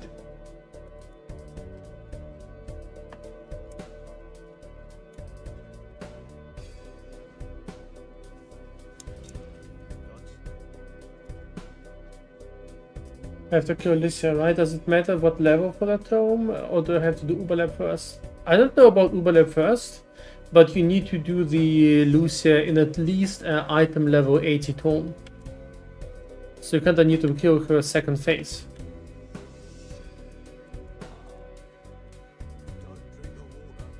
Let's check up really quickly on our mappers before we proceed.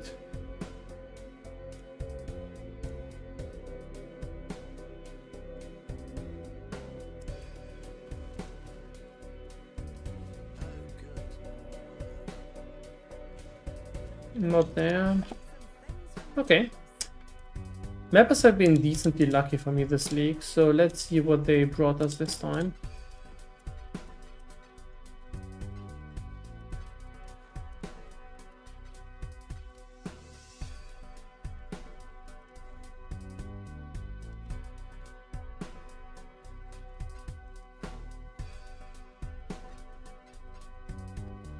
Quite a bit of bubblegum, right?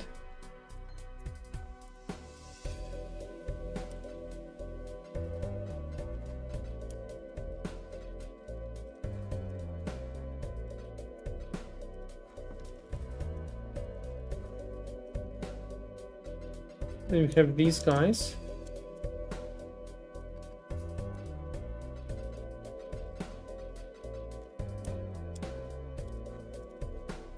Oh, a box.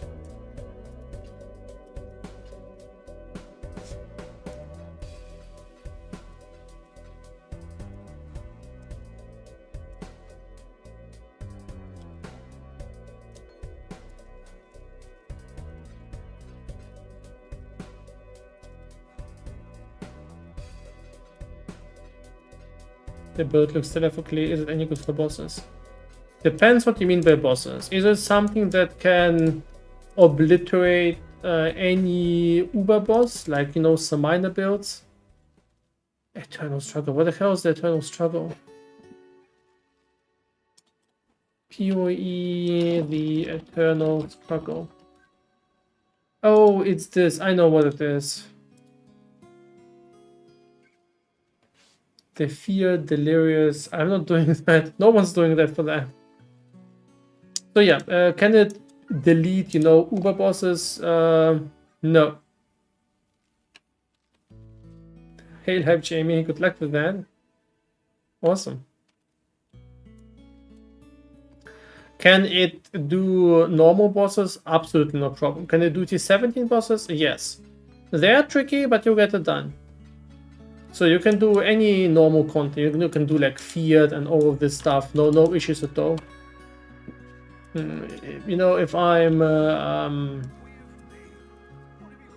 if I can have something to show you quickly.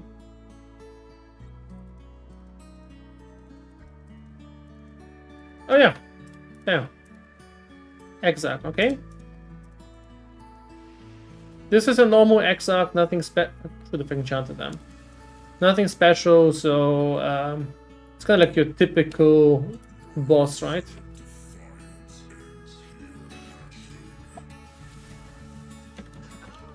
He's a little bit more resistant at the start, because they have a bit of a shield at the start of the fight. But you know, it's doing alright.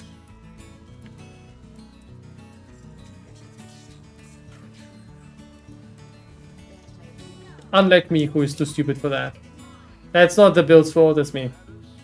I should have just placed totems. But no experience loss now. Dr. Cola, thank you so much. Much appreciated.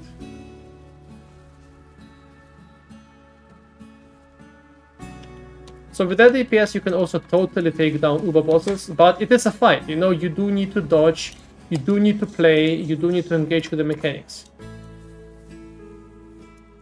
Yep, there's got some upgrades planned. But it is a solid build.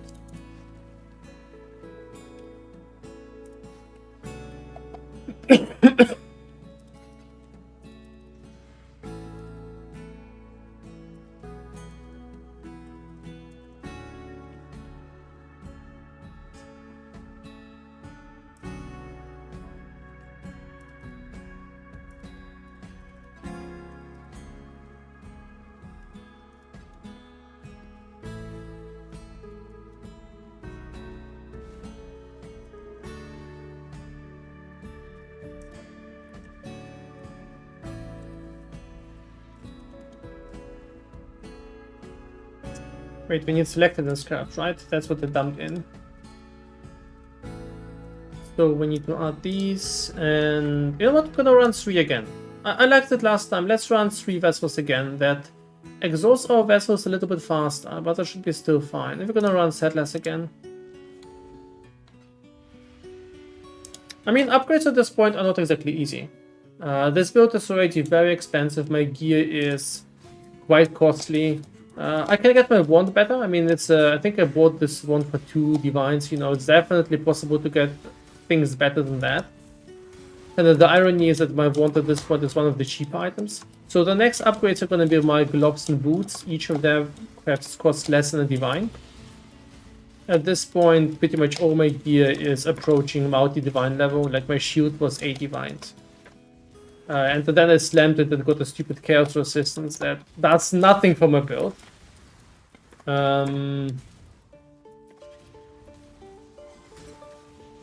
But this league is kind of weird, you know. If you would want something that has, let's say, 80% of my shield, yeah, 80% of my shield, that would be probably 10 chaos.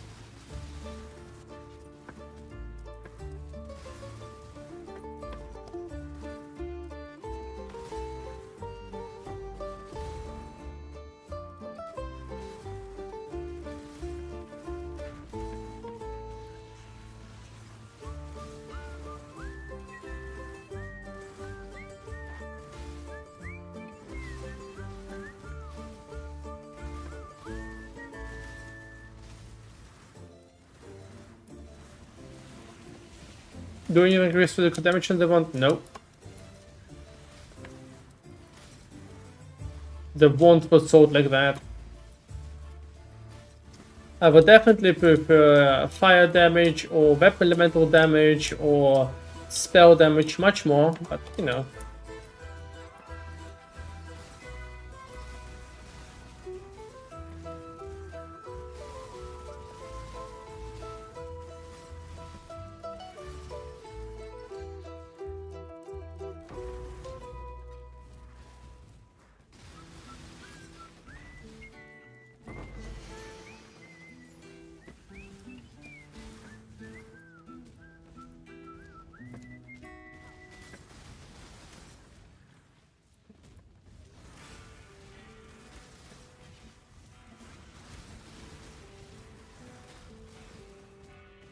And we're back to pew pew pew. Let's get it done. Cover me.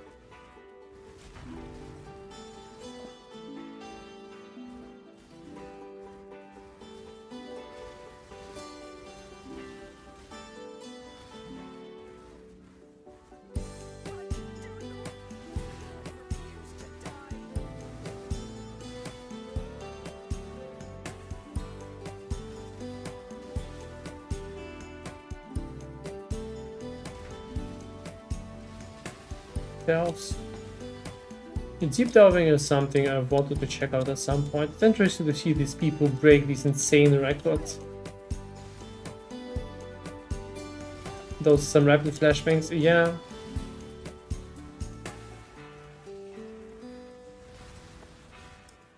It is a very shiny build. Especially if you're firing at melee range into an enemy, you basically see nothing because of all the explosions. Right now I fire around 100 projectiles per second. Even more if I would get 20 charges. But I'm not having enough rares here to generate them.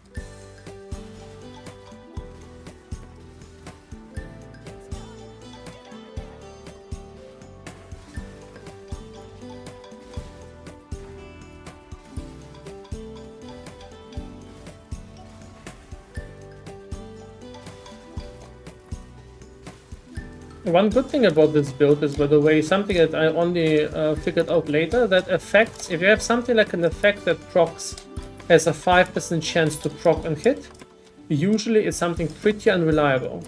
Well, here with so many hits, it actually procs quite a bit. So these low reliability effects can actually be used very effectively here. Oh! You're divine. Very good.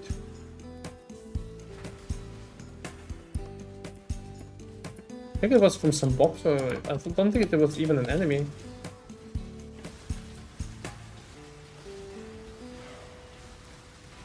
Wonder if this works with refraction. I have not tried it, and it may be a big deal if it does, but I have the strong assumption it will not work. I think it will only create one projectile at a time.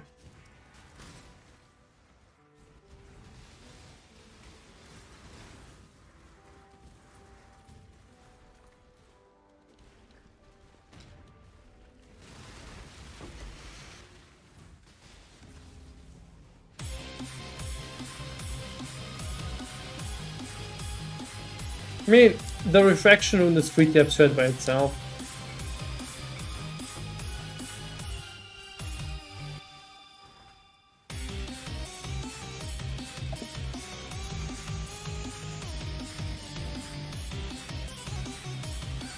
I like how people who whisper you in your unpriced, for your unpriced items now have become pretty much just price checkers. You always know they're scamming you, you always know the price they offer you is terrible.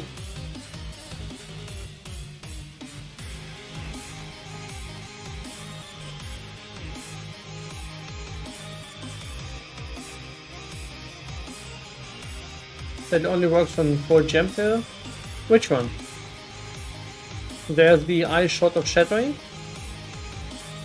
Oh, there's the Beyond boss.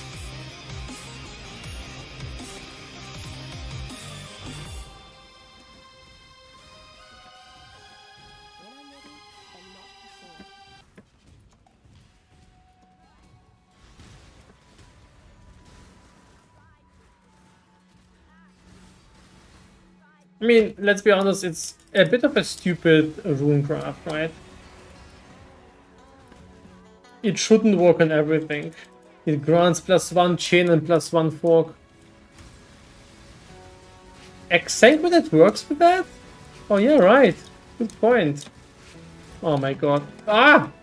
I got overwhelmed. No! Not even sure what happened there. It was a little bit chat focused. Whoops. But exile is very interesting.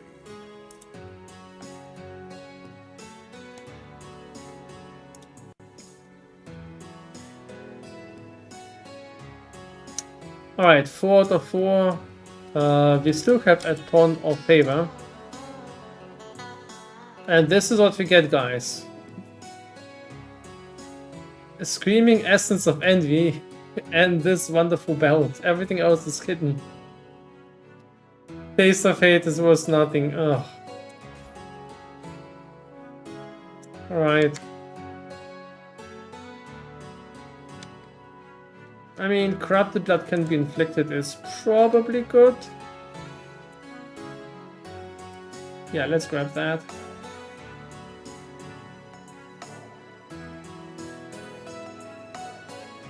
Let's get one of those. No one cares for these.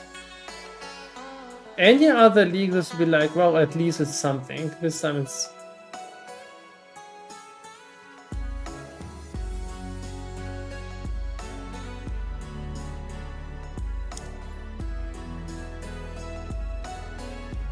This is deception. Oof.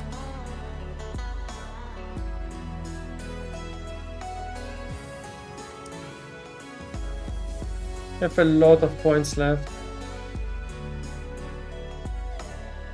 Oh. Let's shop.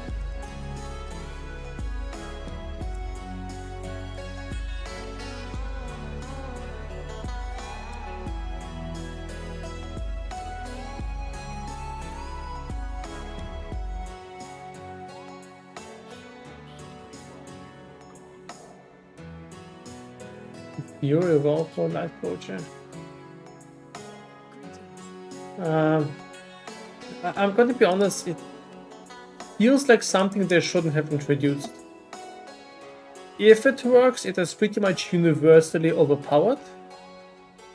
And on top of that, they kind of get into the situation now that skills will be balanced around this one rune draft. Because if a skill comes out and can be used for that, it will have to be balanced entirely differently. It feels like one of those things that is too powerful and should not have been implemented. I mean, it's cool, you know, if this would be like something like a unique, let's say it's a unique jewel and it drops from an Uber boss, okay, I can see that, but I don't know why, you know, like Nimbus exists. Nimbus is something, it is absurd, and you can play around that, but it doesn't like influence balancing too much, because you kind of don't expect Nimbus to be your typical build, right? It's kind of like you're not planning around Mageblood. Mageblood doesn't have to be balanced. And I feel like this rune draft is kind of like that. The way it works, it's too much.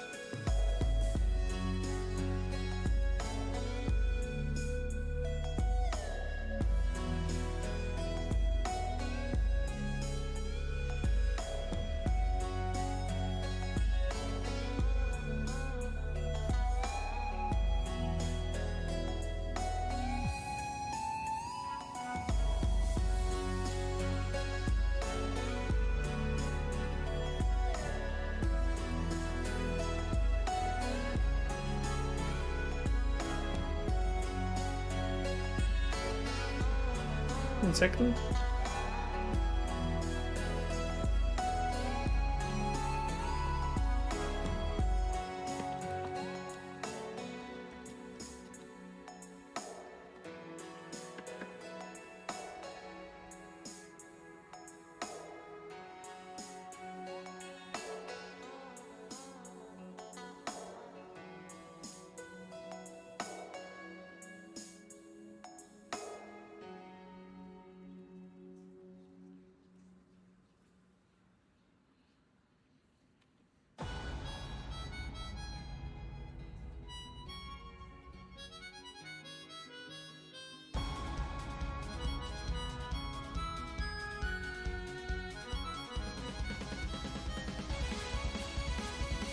Bro, 1 second.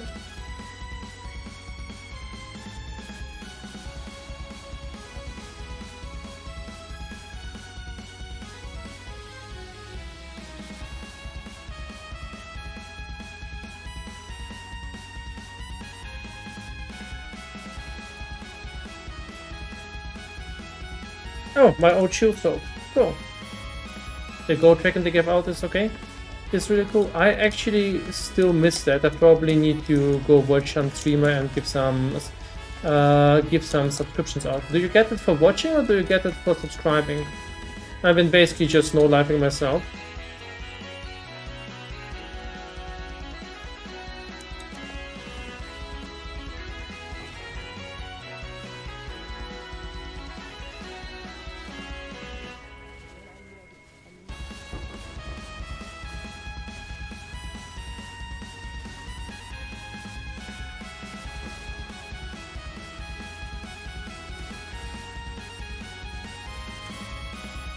Proton's watching, Proton's grabbing at the portal. Alright.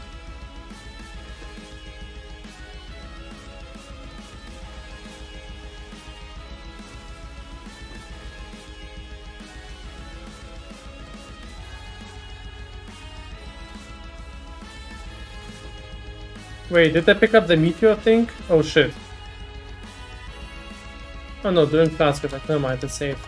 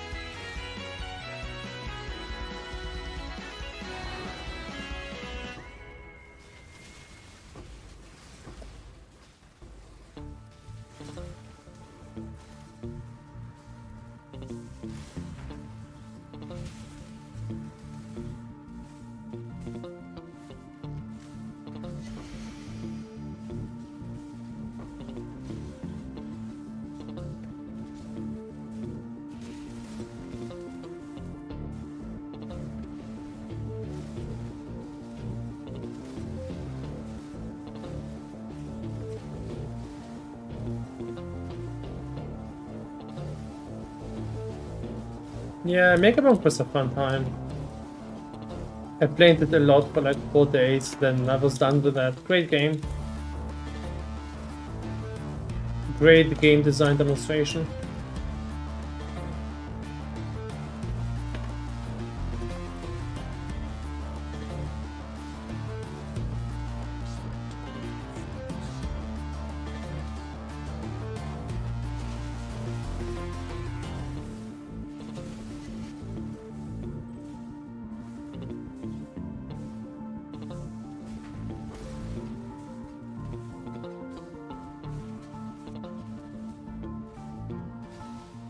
Oh, mana? Not an issue, because we are attacking, so we have mana leech, and part of our leech is instant, so mana is instantly restored on hit. Now you can't just fire into the void, right? So you will run out of mana if you just fire into nowhere. But you know, you see, so now out of mana. Additionally, the golems we run provide us a ton of bonuses, including good mana management. Wait, didn't I kill the bosses here? Oh, one ran off.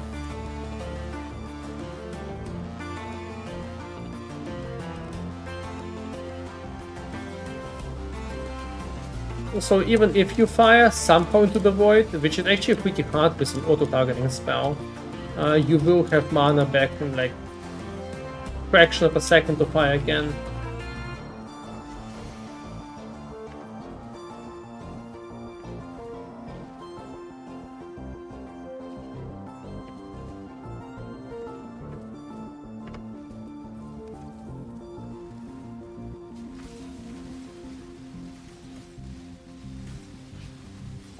The golems in general are a great defensive package, you know?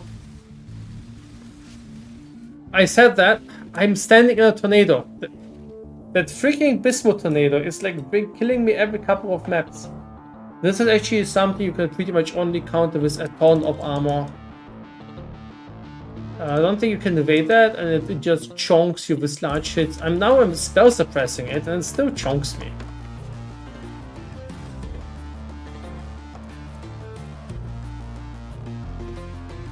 Yeah, I hate that tornado. I don't know why it's so stupidly strong.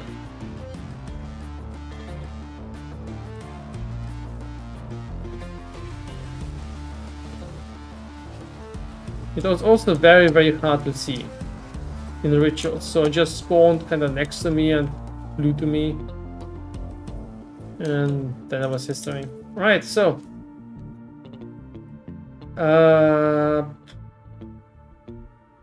No.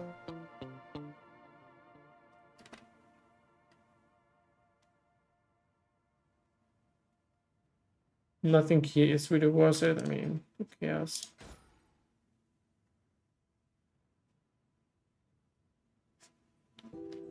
Fire spells, pointless stuff.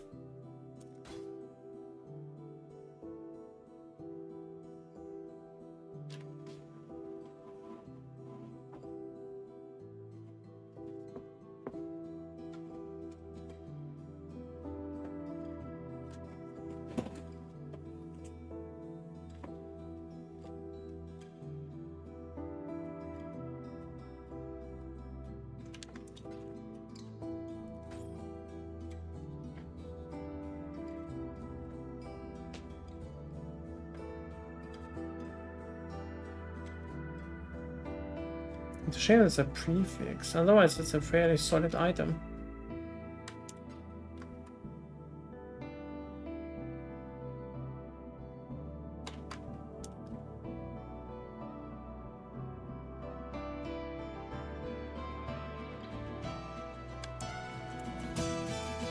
Yay! Final reroll delivered. Divine. We shall not go hungry. Also a 3% reservation fracture. That could be cool. That's a bit.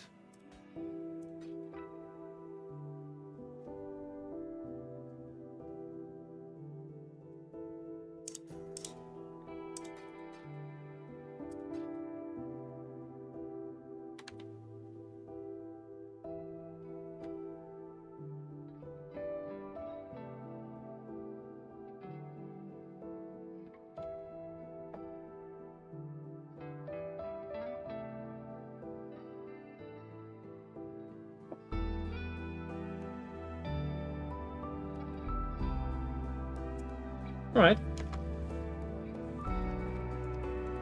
So we may want to stick to the 3 variation. So the variation with 3 vessels and 1 abundance and 1 selectiveness. I don't think it's worth going down to 0 selectiveness. Maybe we can try it, or we can try like 5, but I think in terms of cost effectiveness it's very similar. If you run 2 abundance or 3 abundance or 1 abundance, but the thing about the abundance version is it is much easier to run because we need less vessels, and vessels are annoying to shop for.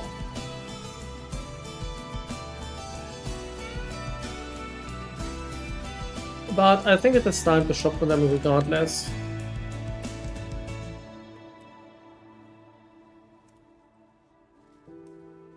So let's do that. Do we have the currency to afford them? So we have a bunch of chaos and we have a bunch of gold. Good.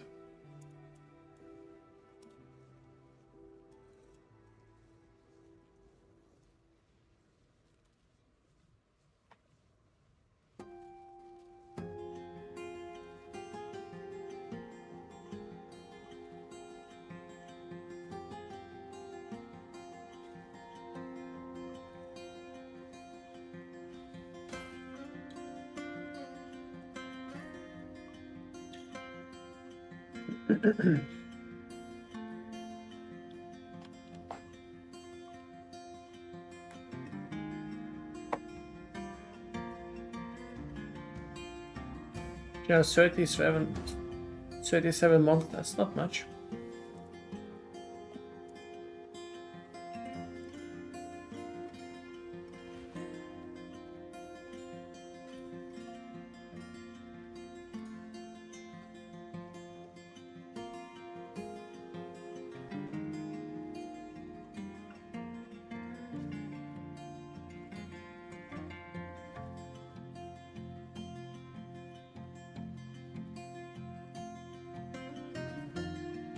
$75, $78, $139, $103.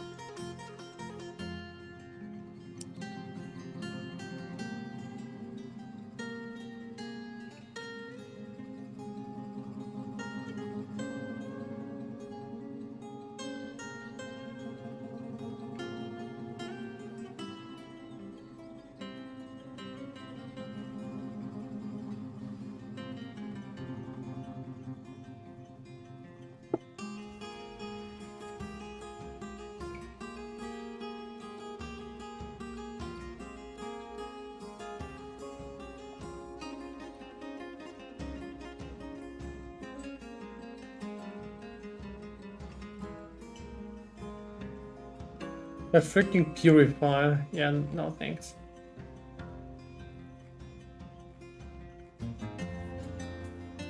It's best to look for the ones that have like a whole bunch of monsters in them, not just because, well, you have more monsters, but also because those people usually run maps specifically prepared for selling divine vessels. Not divine vessels, but these ones. I've met some who have sold like dozens of them.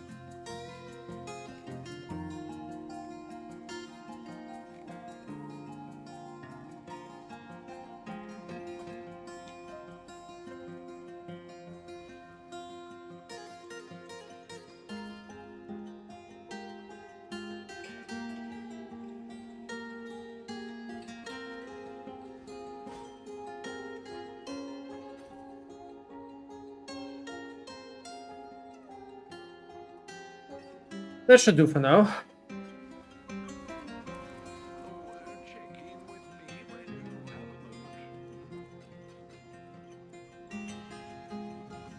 This is just 3 maps. Oops.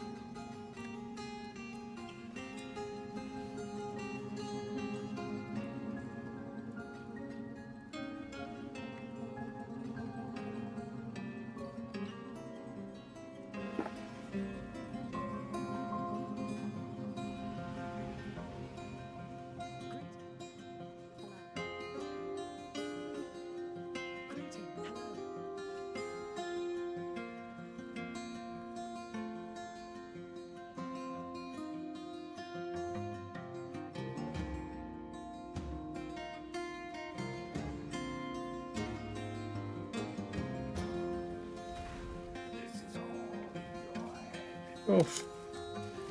Do we want to do that? It's gonna make things exceptionally difficult.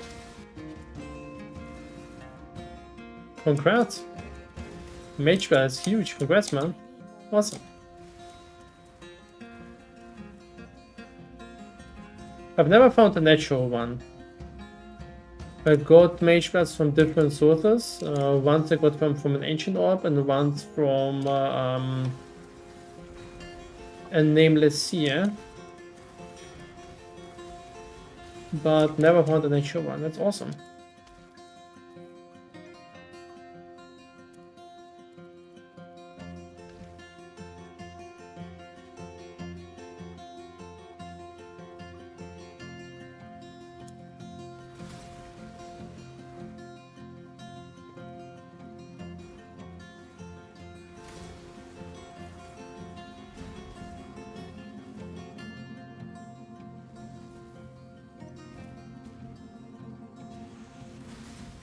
Yep, go for it.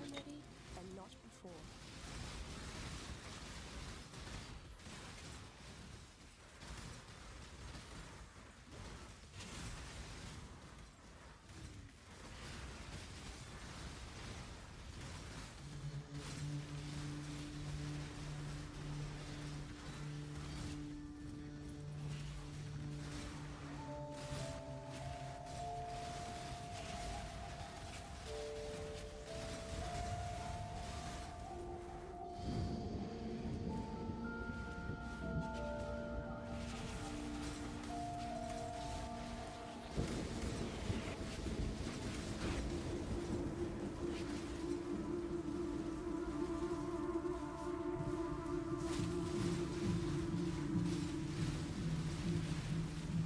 No, I misclicked. I didn't want to start with that. That spider is not giving me nice feelings. Usually ritual monsters are not very tanky, the revived ones. But this one actually survived quite a bit of damage due to delirium, plus ritual, plus all of the other crazy stuff, plus wildwood.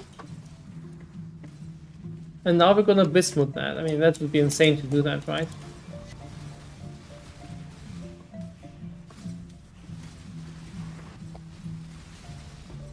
No, Barris.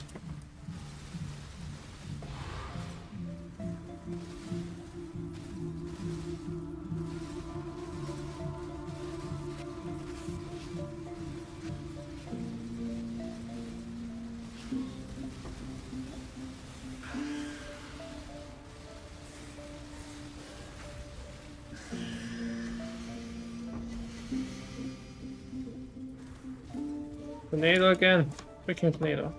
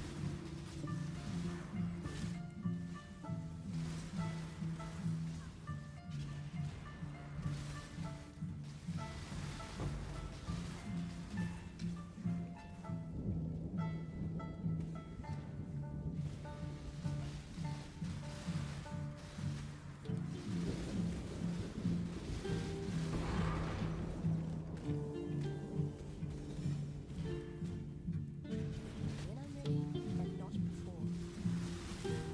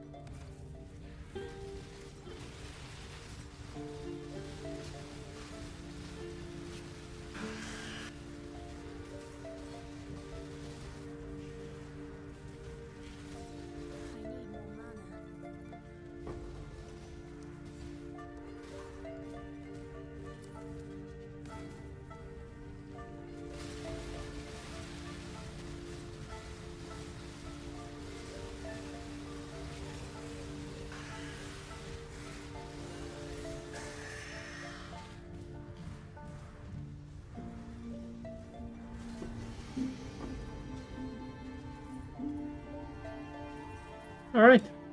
Let's shop.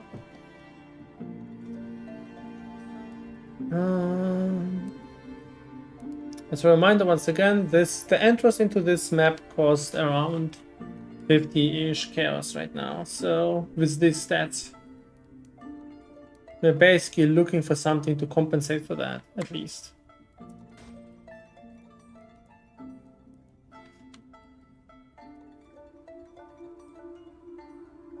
The 2 chaos will do. 2 chaos will save us.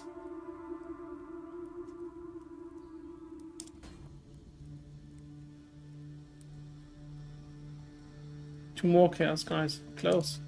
Just 46 to go.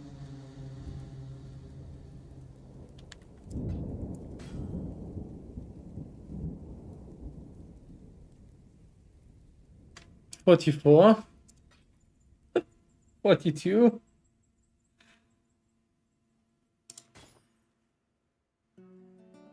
Chaos damage leeches live. Synthesized. That's actually something. This is 30-ish chaos. I'm not sure if such an amulet would do or something.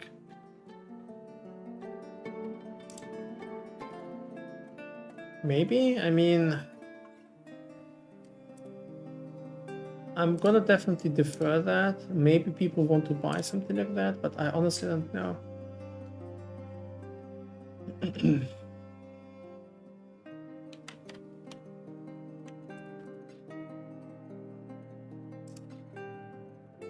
Well,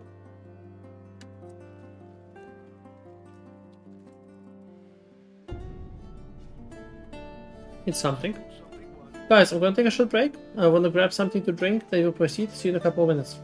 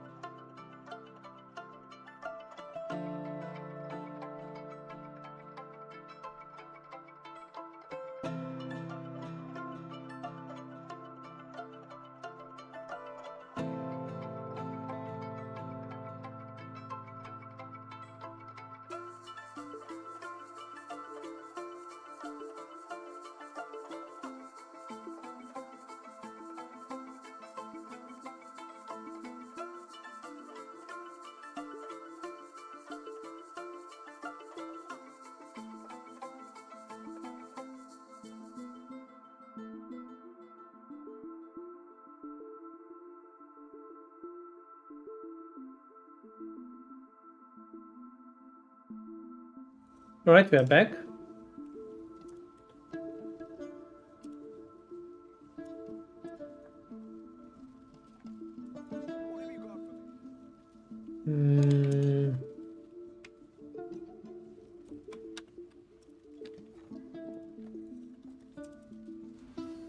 How is actually our ship doing?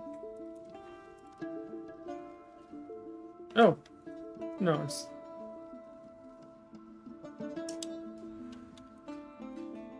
not complete yet.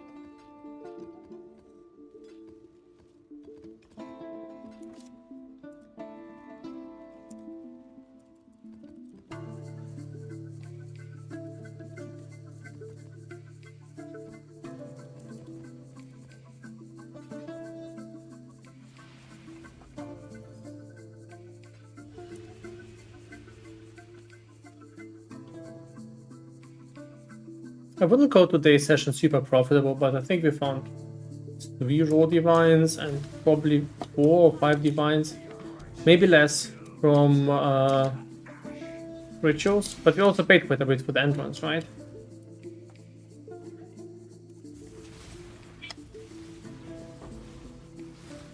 Charged ritual. I wish we'd be finding more of these special ones. These are always fun, even if probably less profitable.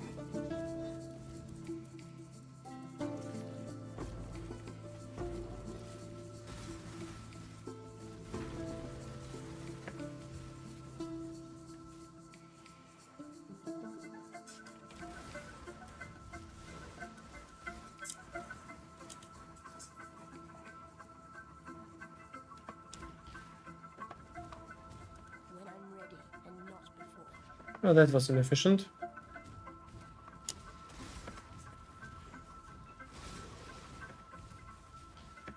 Yep.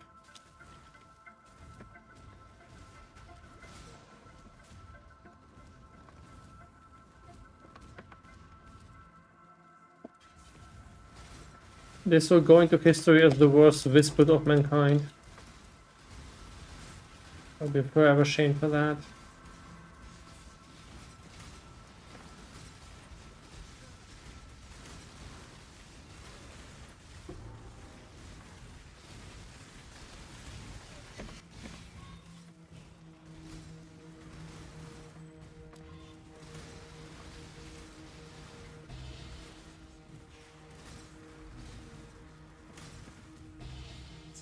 Special size, but I don't think they're placed for different lottery items.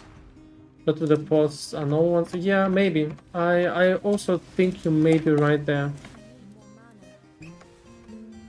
I think what may be the case is that the very, very special items, they have kind of the same chance of appearing for both. But it's kind of like a limit per item number. So what I mean by that is, you know, you have a ritual and then it has a chance to roll one of these. And the chance is the same no matter if it's special or not.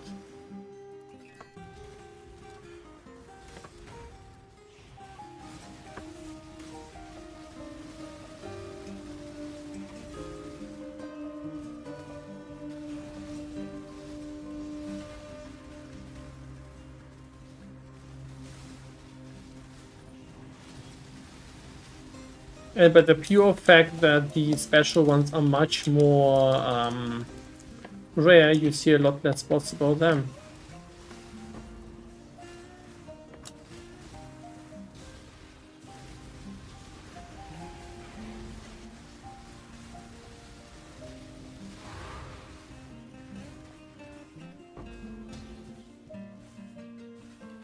Bunch of transmute.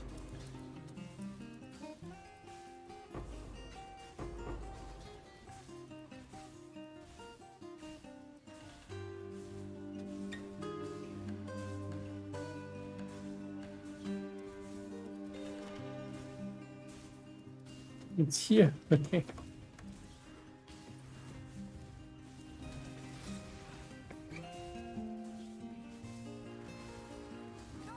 The murder tornado. Destroy of my experience bar. Do you know how Sacred Wisdom decks is Fusilade? Can I get a... Yeah, I think I know that, but I have no way of confirming that. So I've tested out with a single monster, and it feels like sometimes you fire chunky attacks at them and deal more damage. But, or sometimes it kills monsters that you didn't fire at. If you just fire with one projectile, you can actually see that happening. You can test it out with like a Herald, but no, but just one projectile. So from my understanding, you don't see the projectiles on the wisps, but the wisps fire individually. So each wisp will fire in the same moment as you fire.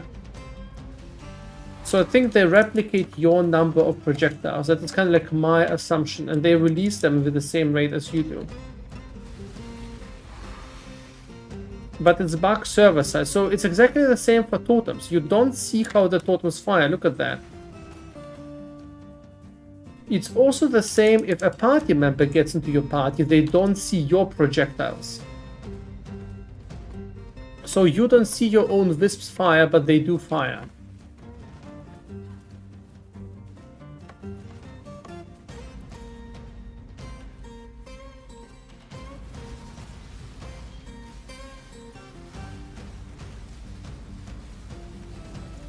I think they haven't fixed the bug because it's very hard to fix it. What I mean by that is it is kind of an... so this skill fires an absolute ton of projectiles at different targets. So it kind of differs from, you know, skills that fire projectiles at a single target or spot, like let's say Blazing Salvo. And that means there needs to be some calculation going on at what projectile fires and whom. And I think this is usually done on the side of the client. Sorry, the side on the server, but the client actually gets information and then it simulates the visuals. But I think it kind of is a new situation where we didn't have something like that before, so they probably need more time to adjust the server text so that you kind of get prediction on the side of the other characters. At least it's kind of like my working assumption.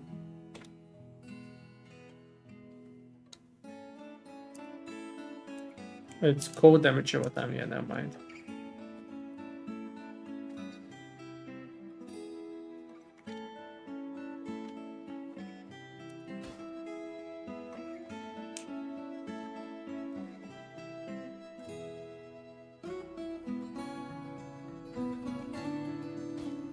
No!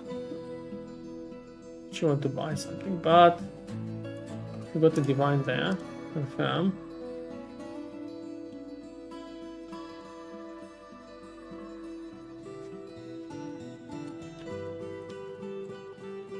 Two more rerolls.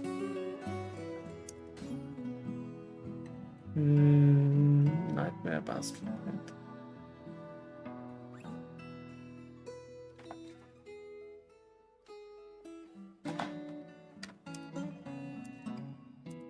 I mean, why not take it?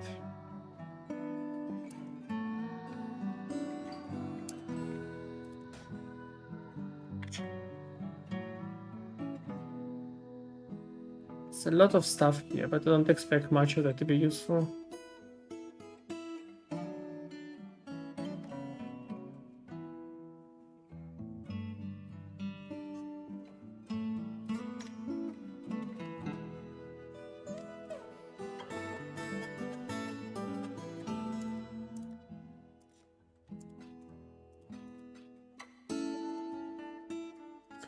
Oh, we got the divine out of that. So we can do one thing and give a different visual? Yeah, pretty much.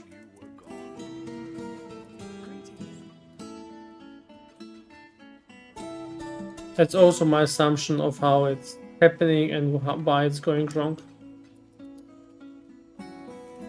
Let's quickly check with the keepers.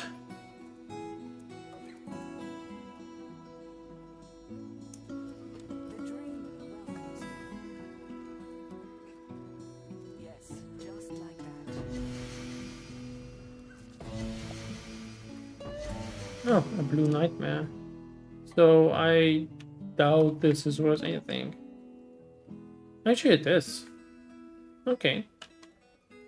It's not foul-born, but it's well-rolled with 10. It's perfect. Not bad.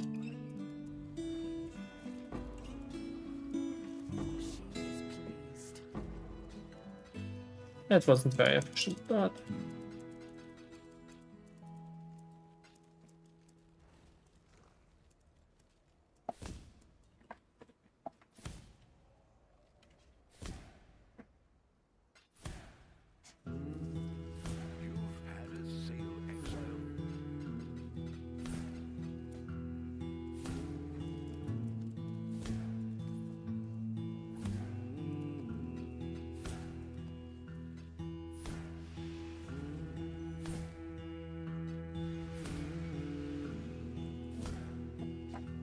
But yeah, I think I'm gonna stick to 3 vessels for a while. So I think the last one's actually 2 vessels. Unintentionally, I wanted 3.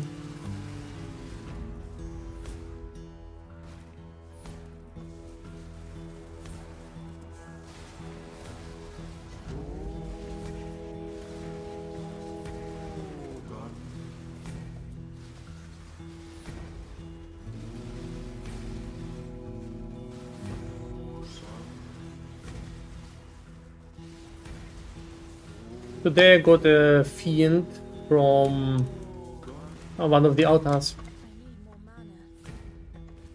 One of the corrupted altars will grant a corrupted jewelry item, so got a fiend from a boss. That's nice.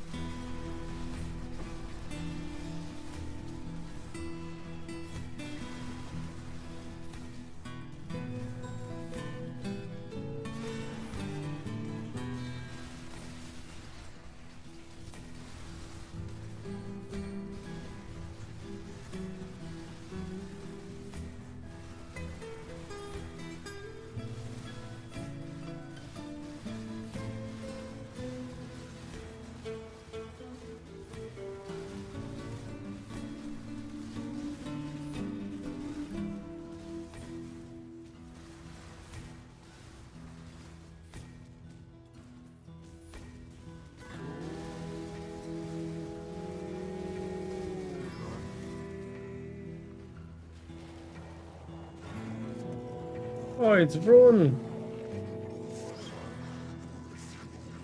Did I kill him so fast? But why am I dying? Okay, let's get back.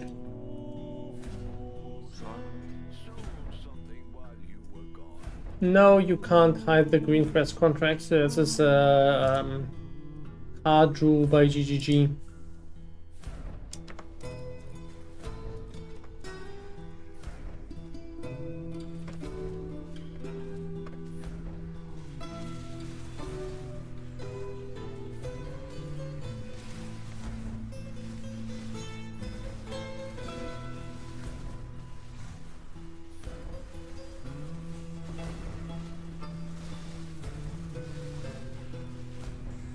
This map is so freaking dangerous. I think I also went overboard with the altars.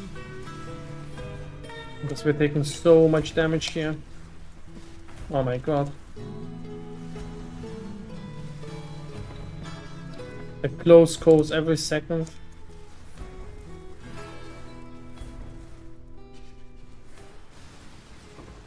When I'm ready and not before. Pretty sure the bots will... There's this guy there. Oh, we can laser them. I'm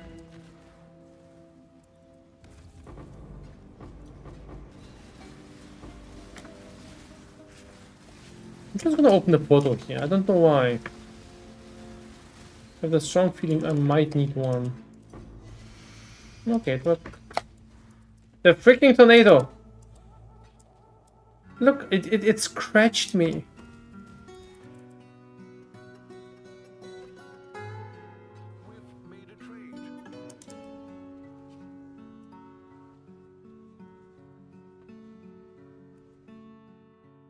No, I don't have anything to do with RuneScape. I never played it. I don't do any filters for that. Someone probably copied my style. That is okay. I would appreciate if they would tell where it comes from, but that's not something that necessarily have to.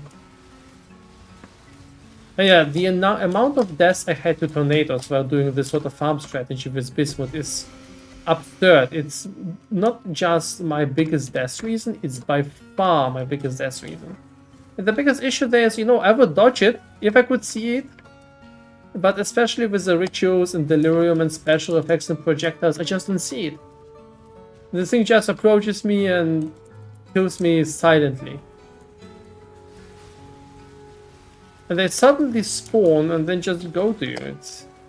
Or fly to you. I mean, it's a tornado, right?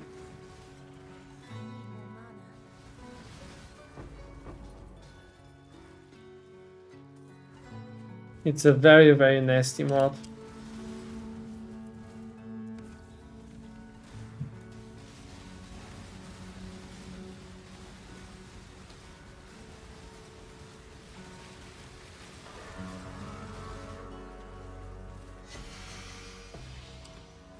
All right, 22. There. 22k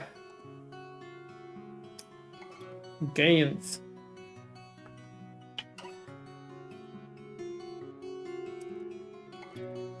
Let's reroll those. I could just buy that.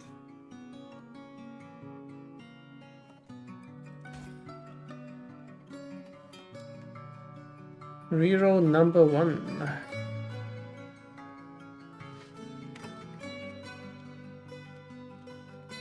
Wait, that's worth something? Huh. Okay.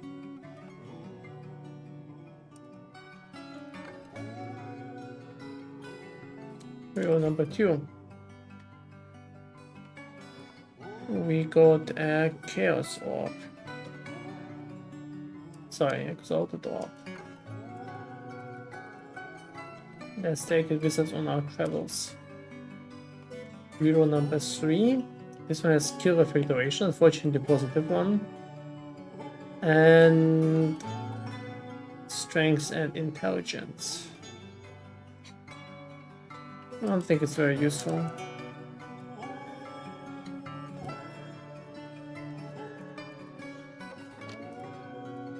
You can also buy, okay, and the final reroll.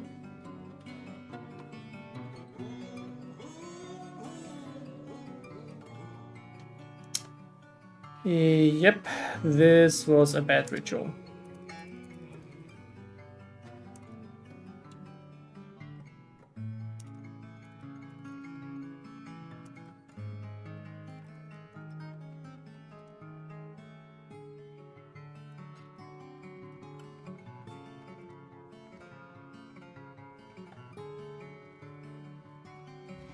Still so.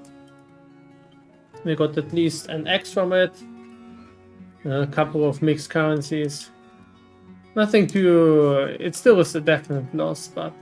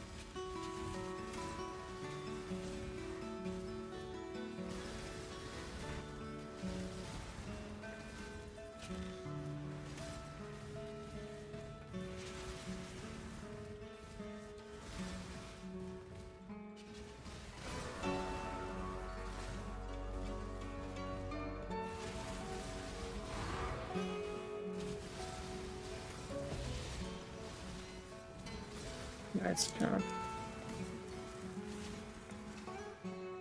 I want to do Fusilade now, but like with physical damage, you can definitely do that. Do you want some cool ideas? Okay, you know what? Take a twist on what I'm doing. Okay, so still go for Hero Tech, but consider Purity, Purity and Poison, or Purity and Fire. These scale wildly with Herald levels and Herald efficiency and Lycia and stuff like that. You could do some pretty absurd thing. You're doing conversion limitless with God and so on. Let's go.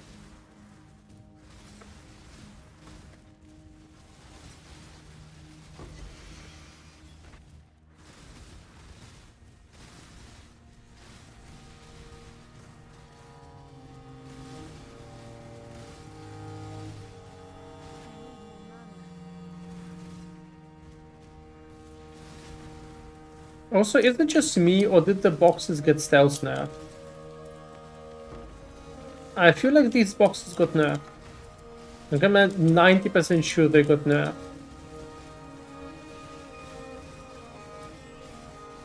Because at the beginning of the league, kind of like day one, they were spitting out Powerbond uniques pretty much each of them.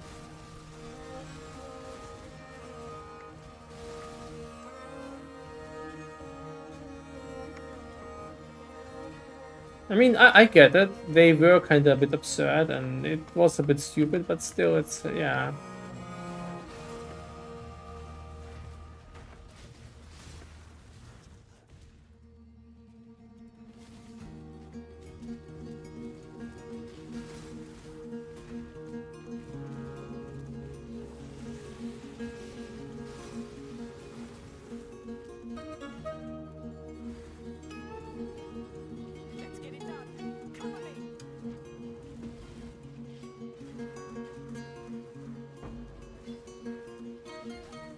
Which makes things worse, you can't see anything.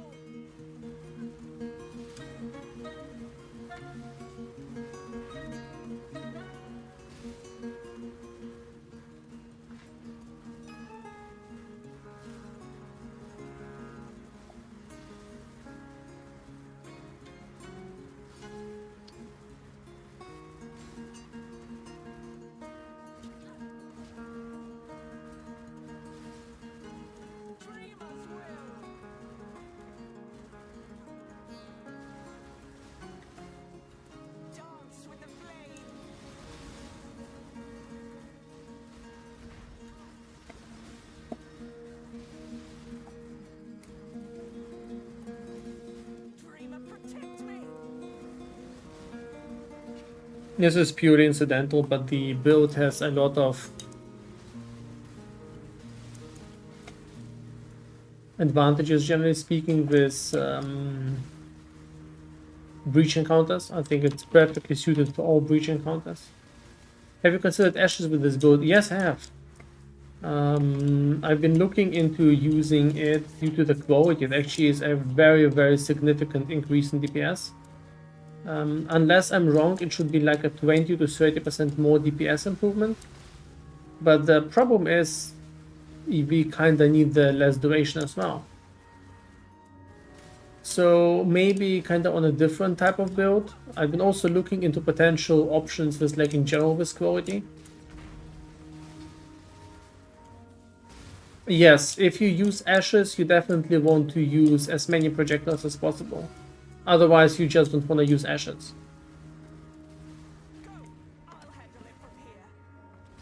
The way that the projectiles scale is, I mean, it increases the quality bonus. With 30% extra quality, each projectile will deal 6% more additional, 6% more damage compared to the previous one, increasing from 12 to 18.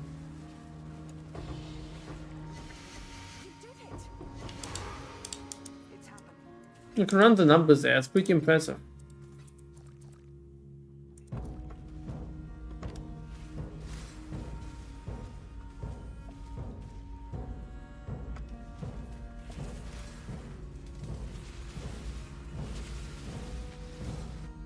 Ah, Bismuth. Bismuth tornado. It's there to ruin our day. Oh, nice. Ritual that starts at the boss. I've had very few of these.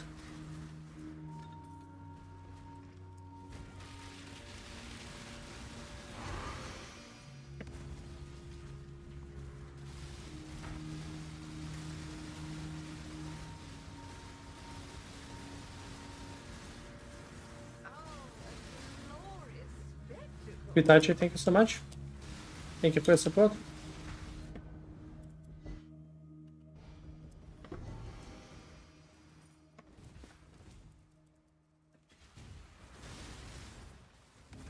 Okay, 7,000 favor from the first ritual. Damn, this is so juicy. That is really juicy.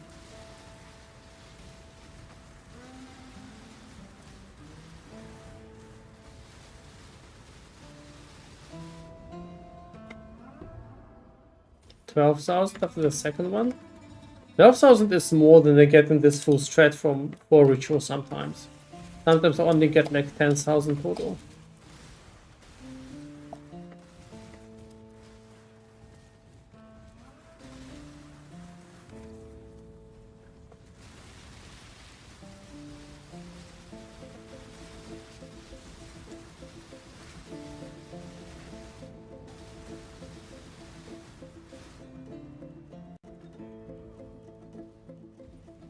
But yeah, Kritachi, thanks so much for the support.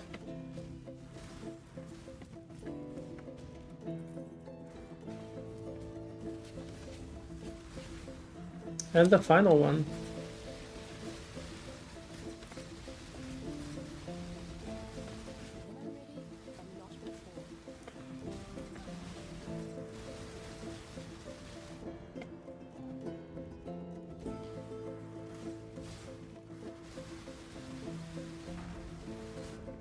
Okay, 21.5k. Very good. Alright, starting off to a solid start. Wait. That's good. Because this way you can fracture it and craft in something useful.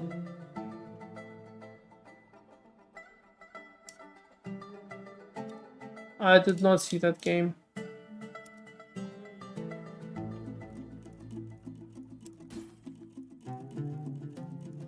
Malevolence has aura effect and gain 6 mana per hit with attacks. That one's weird.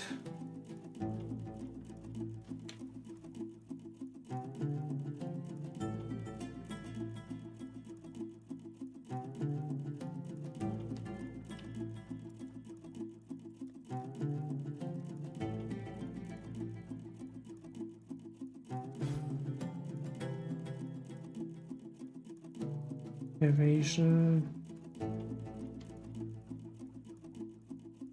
Oh wait, yes, I saw the trailer of that. Yeah, never mind, I saw that. Okay. Unset drink.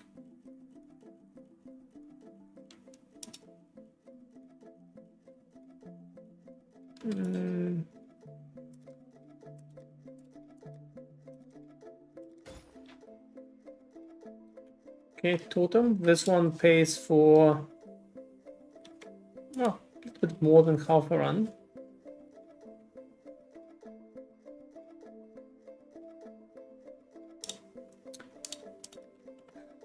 $9k left. I'm gonna reroll this. I'm gonna buy this. Okay, final reroll.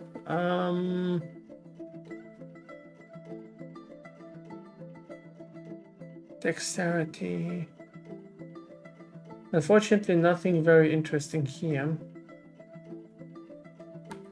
A couple of essences, so I'm just gonna buy the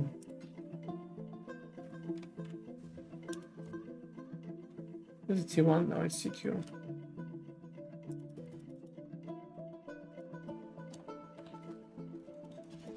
How's Ritual taking so far? Medium. It's not amazing, but it's not terrible either. We've had some pretty nice big. No, wait. We had some. We had some divines, right? We had some divines and enlightened. We didn't have anything bigger than an enlightened so far, but every ritual with this thread also costs like a 50 chaos entry fee. So it's not free, and we actually need to buy up as all of the vessels. Like right now, I'm out of vessels. I need to buy some new ones. Yep, it's 50 chaos entry fee. It's not cheap.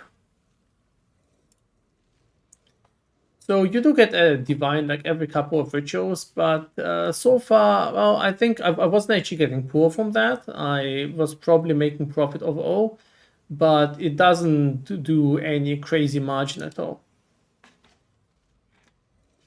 Let me break down the price. So we need 3 of these vessels. We currently run a 3 vessels thread, right? So we need 3 of these vessels. First of all, we need to just buy some. This is less an issue than it sounds, because you occasionally find players who just sell a whole bunch of them. That they can like farm them and sell them to people like me. That's not one of them. Some of them have specialized into ritual vessel selling.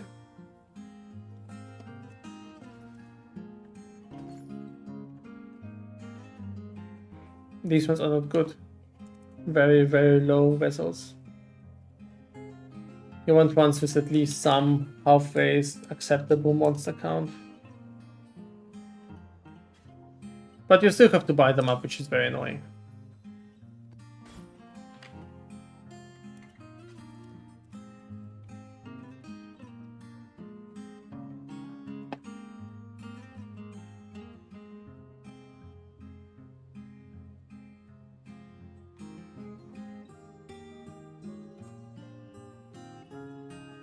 So we need 3 vessels, right? And then we need 1 abundance scarab, which is 10 to 14 divines, depending on the current situation. We need 1 selected scarab, which I think is 1 chaos, it's pretty negligible.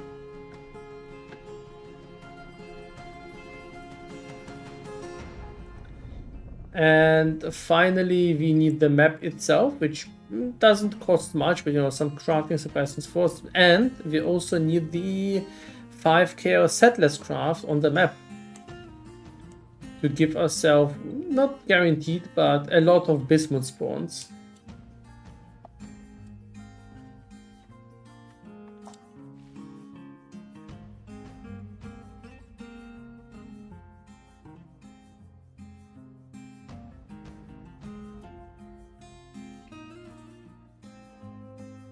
This got sold out, I think.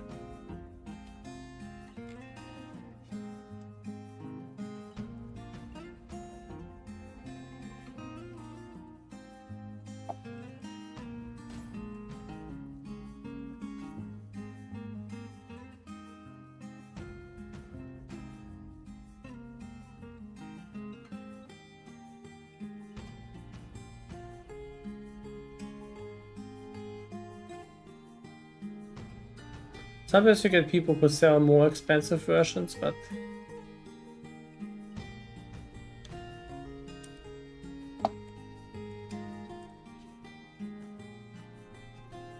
it's kind of interesting because despite a lot of people buying, they keep up a pretty solid supply. So there's a lot of people who buy them up and a lot of people who produce them.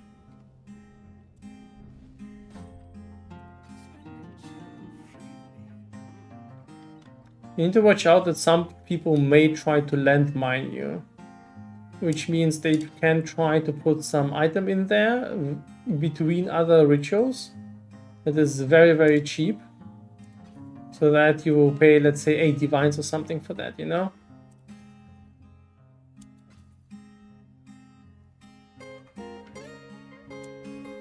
Honestly, I'm just gonna buy them all, except for the 30s. These are kind of bad. I'd rather just buy them than spend a lot of time.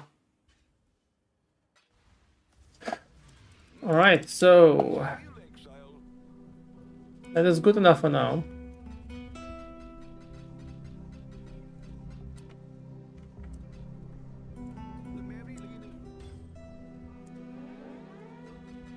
And we saw the shield.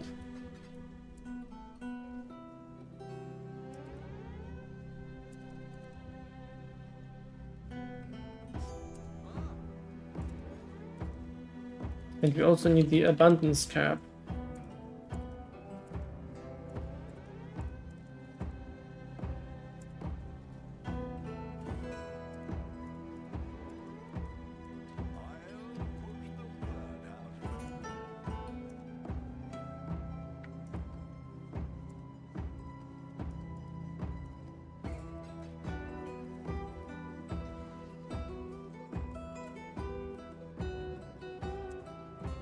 Why Svalin? What do you mean?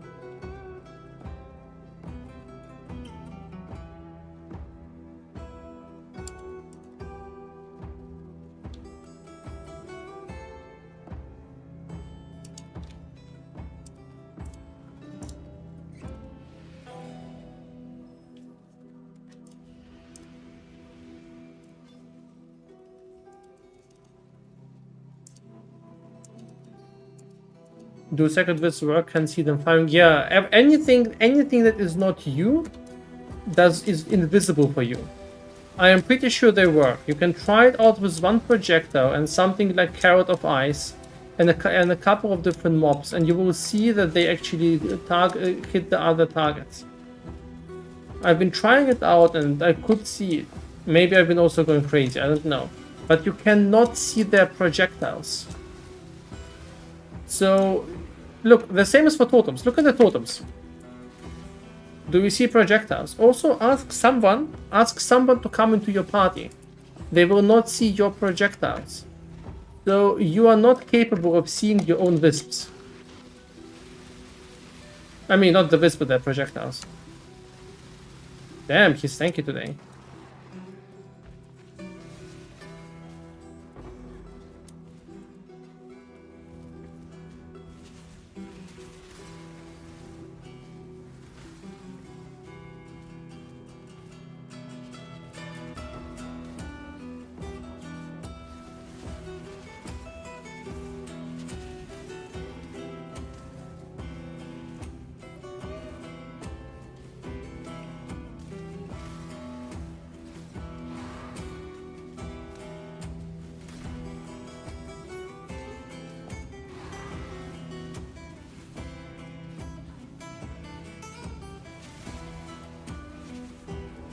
There's a reflected mist.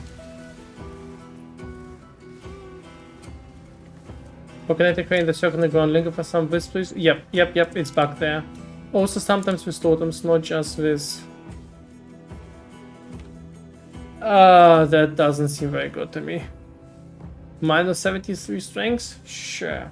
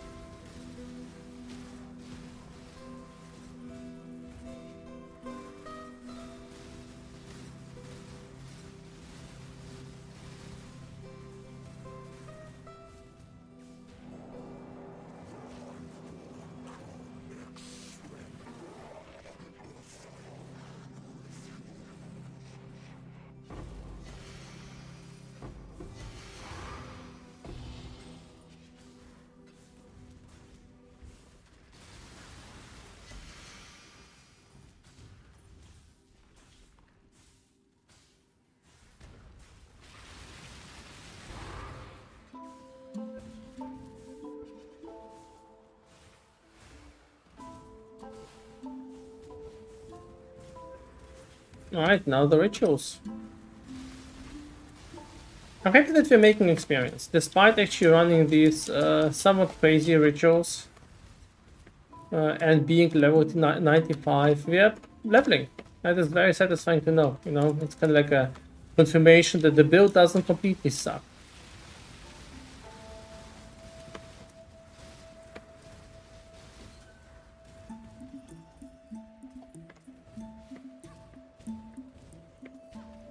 We do have an occasional death, most likely because it was AFK in the tornado and didn't see it.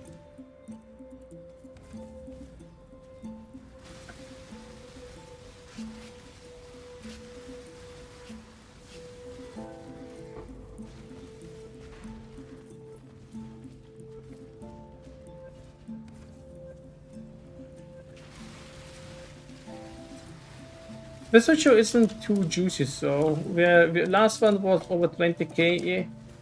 This one is just 12.5.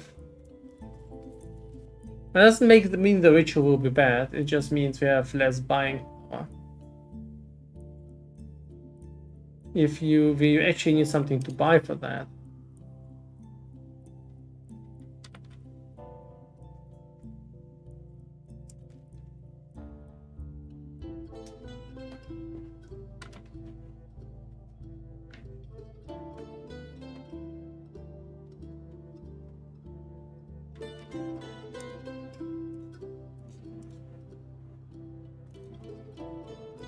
Okay, got some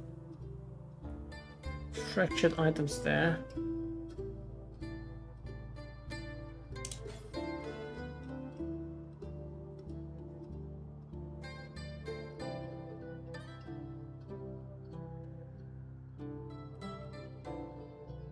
Spell suppression.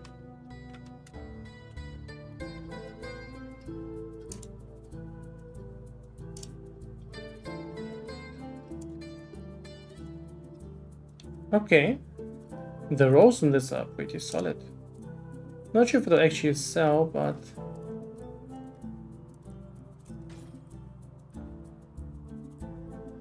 $10 more chaos.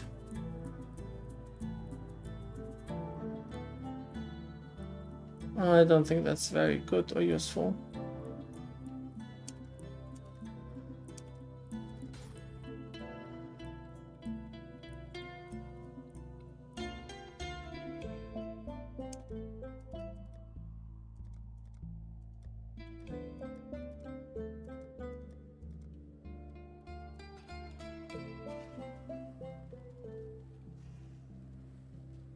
Multitude? What do you mean?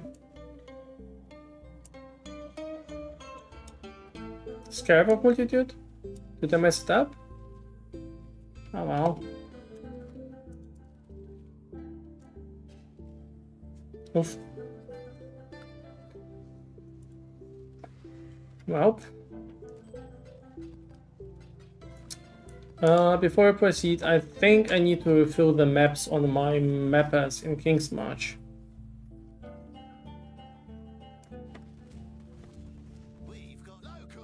Also a ship. One divine. Very good.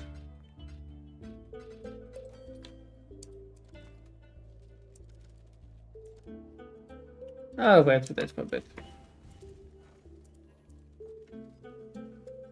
Sap of Seasons.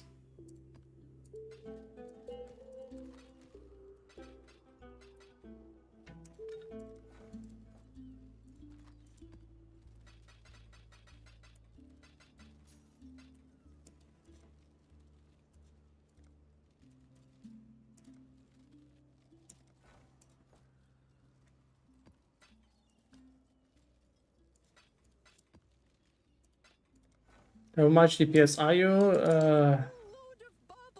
It's a bit hard to tell because we don't quite understand the calculations, but I think my DPS against bosses and like Maven and so forth should be between 15 and 20 million, but I may be wrong about that. So I'm trying to figure it out, but it's kind of hard with all the calculations being a bit messy.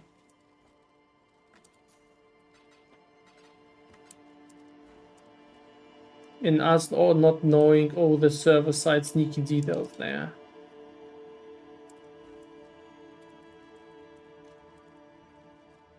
What have you got? What have you got? Oh, this one will make great dust.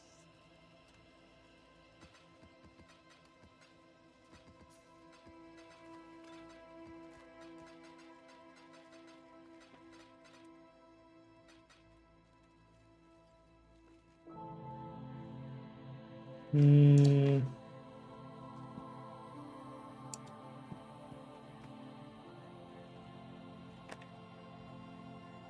So here's my, if you're curious, here's the way I calculate that, right? So UB claims my hit DPS is with the Wisp is 770. Now, this may be true, it may be not true. I'm not actually sure how it works. Maybe it works very differently with the Wisps. I'm not certain. But this is, no, this can't be right anyway. So this, let's assume this number somewhere. And every projectile you fire has 12% more DPS than the previous one, and you fire 12 projectiles. So I'm not going to assume it's multiplicative. I'm assuming this first one will be 0 extra DPS, second one will be 12, then the next one will be 24, and so forth, right? So you can use this calculation to basically calculate together how much it will be per projectile total, depending on the number. And I run it in an Excel sheet, and my result was, if I'm correct, that it should be pretty much a 20 times multiplier. So ignore this number. So if I swap that, it results in a 19.92% multiplier for 12 projectiles. It was me just figuring out what is better, a volley level 21 or an awakened elemental attacks. So that means that I think the way to calculate that is, it feels like it's more than that, but I may be wrong about it, is this number times 20. And that would be around 15 million, but from my perspective, it feels more than that. So I think the number here is somehow messed up, and in general, I'm not sure anymore. It feels good enough for me. That is kind of my conclusion.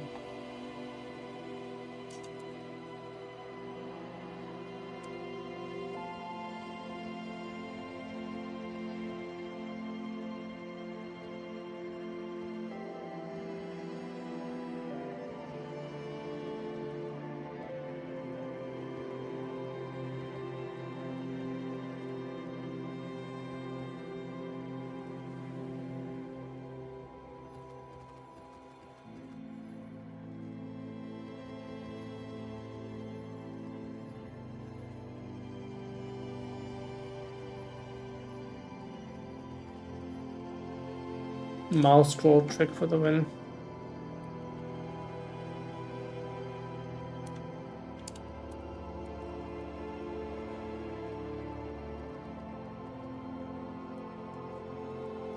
There we go.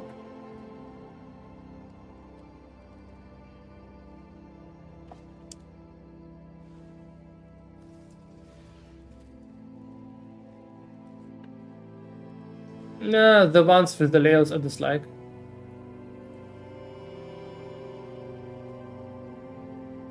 Well, the thing is, yeah, it is kind of like the budget version that runs to the nodes. It is literally that. It is, you have like 5 or 6 trees, nodes less in the tree.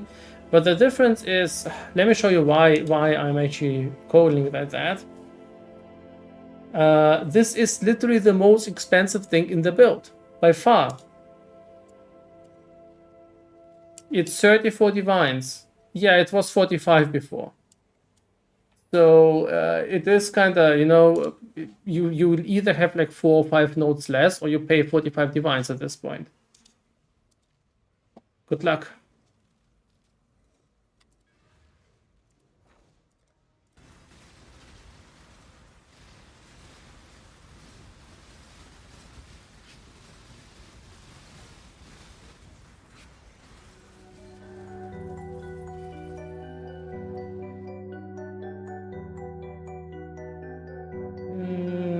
All right.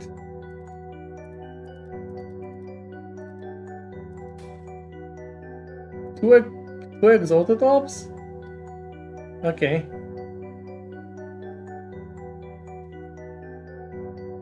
And one of them is way more expensive than the other one.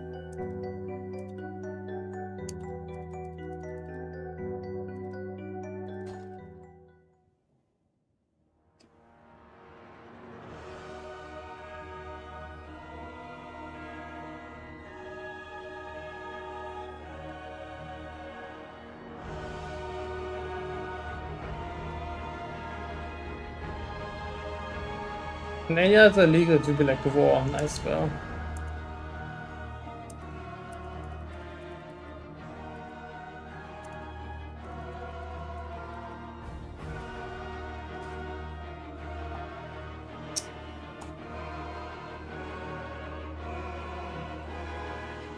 Although the blanching was very good.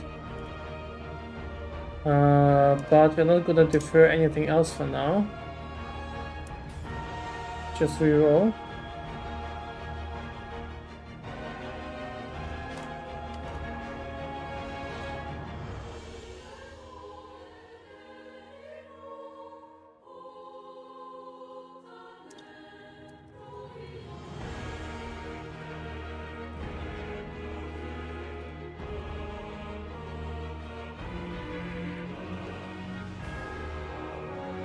Wait, there's one more ritual remaining?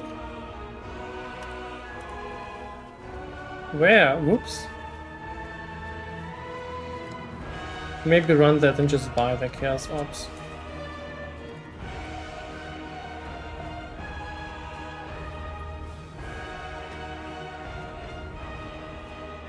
I thought you kind of paid for itself with the blanching and the exalts, but it wasn't very efficient either.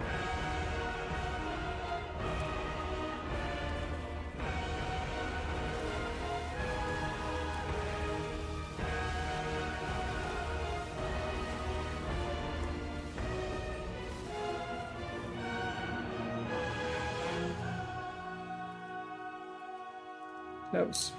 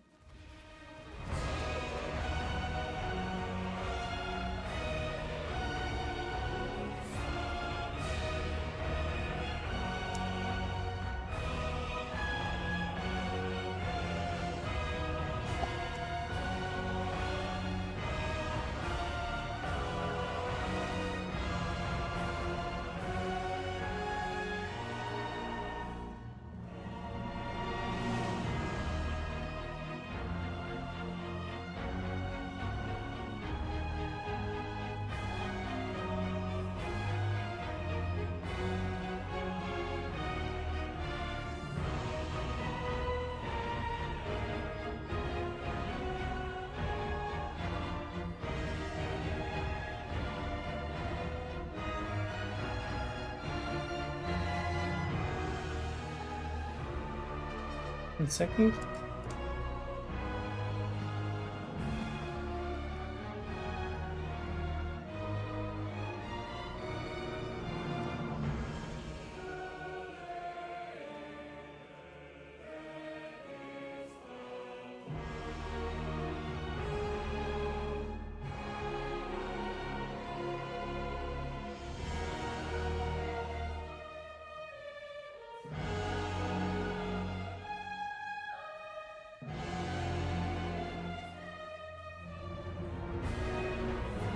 How expensive are these? I think these ones have also become very expensive.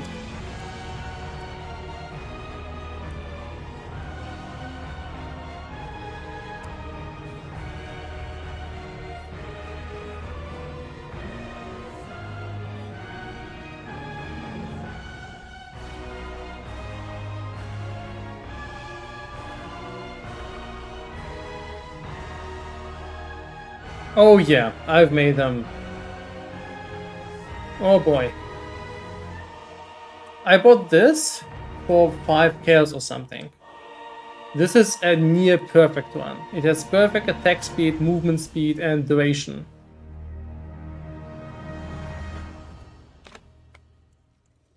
Is something like that on the market right now? Nope, it just doesn't exist. 9 divines! Holy shit.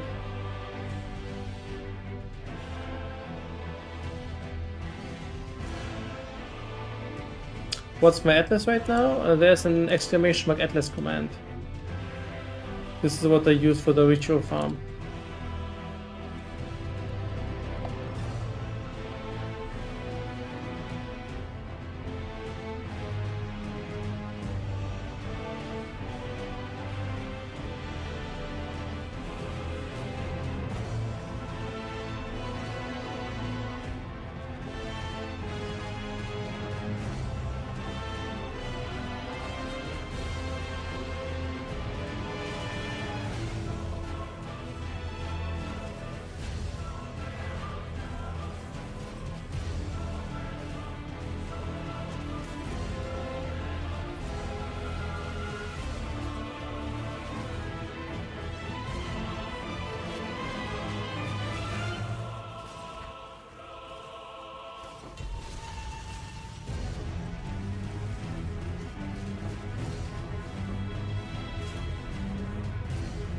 Oh crap.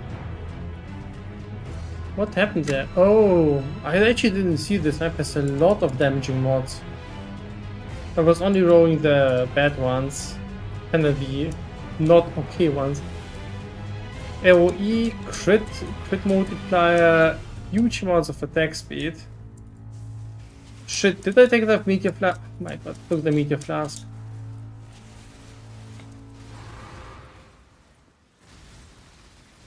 So I have to keep moving all the time, otherwise I'll die.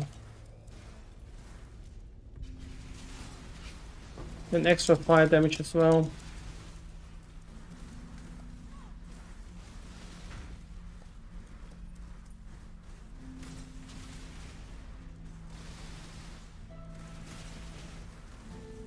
I think I'll skip on the breach here.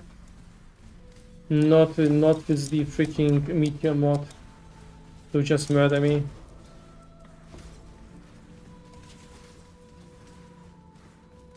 Just gonna beeline to the boss, take him out. Look at that! Look at this. This was a tornado.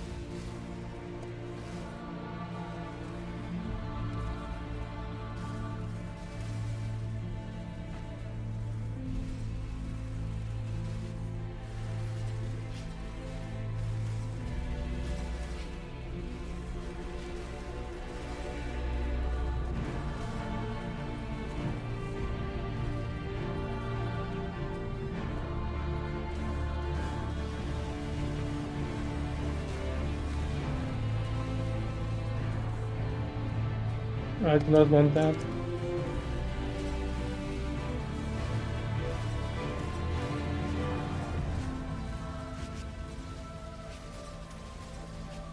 No, I'm dying here. If I don't move, the meteors will kill me with the flask activating too often.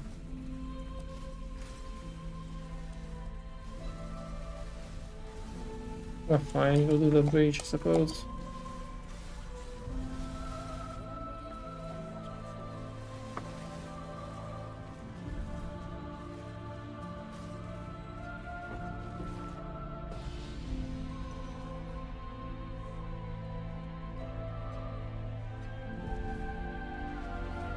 Come on, then we're done. These ones are not very rewarding. Only 5k favor by the second one, that's way under average.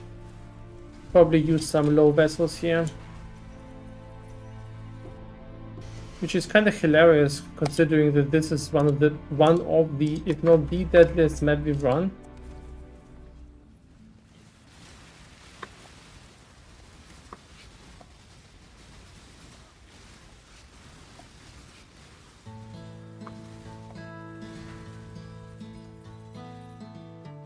Alright, 14k, that's still okay. Let's see, that's pointless. Cold resist.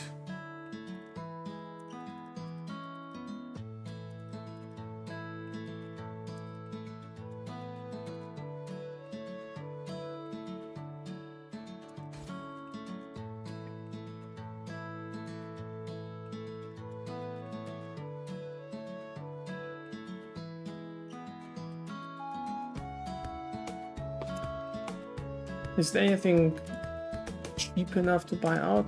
Okay, some items. A divine. Very good.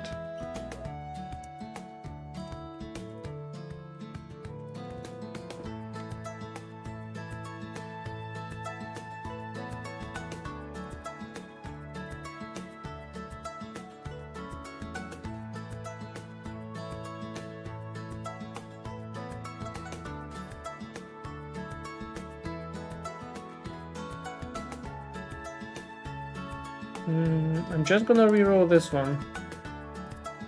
No, we're just gonna reroll this way. Okay. Otherwise, we might have not had the points to afford anything. This is not worth it.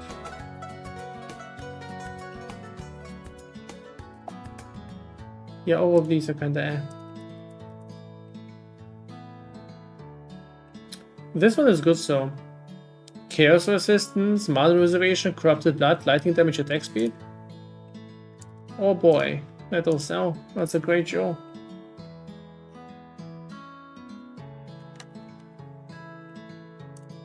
You know, just corrupted blood and chaos resistance 20.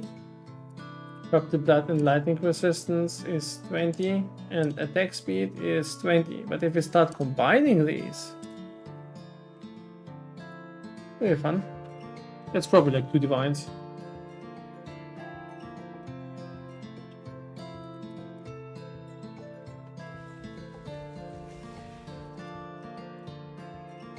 I walked into the tornado, didn't I? I was looking at the other screen, I walked into the tornado.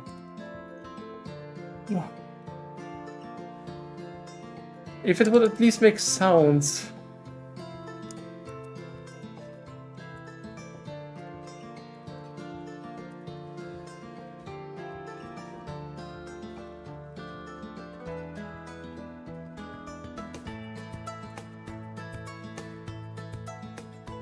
It's so unfortunate that the thing is so profitable that I basically want to run it despite paying for the...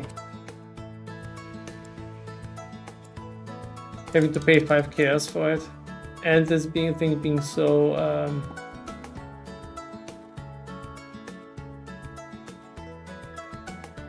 deadly.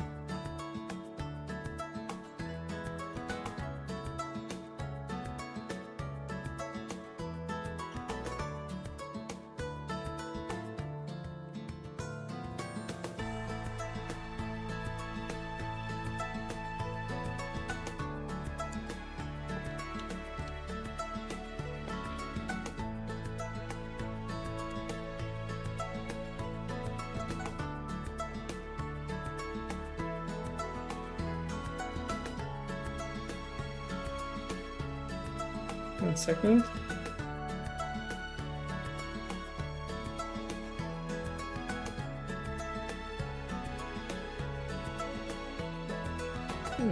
You know any good guide for something or skip this league only?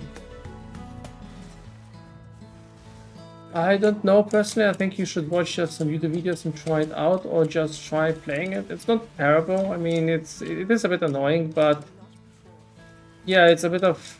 I don't know if I have any good guide. I mean, if you hate it completely, you can try buying it from a player.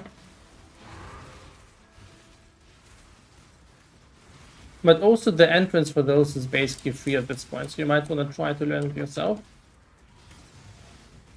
But maybe a special one?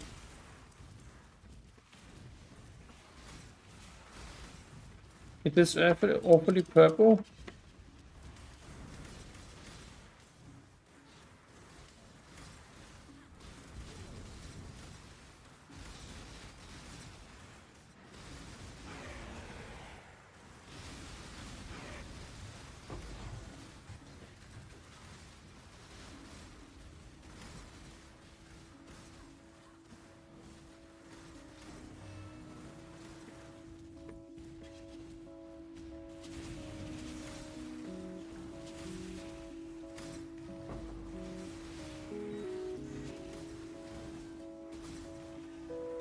The thing is, from what I've heard, it still is profitable.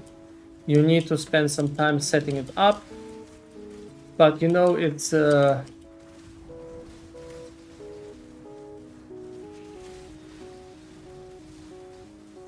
yeah, I don't think many people just enjoy farming it. Plus, it has a huge downside.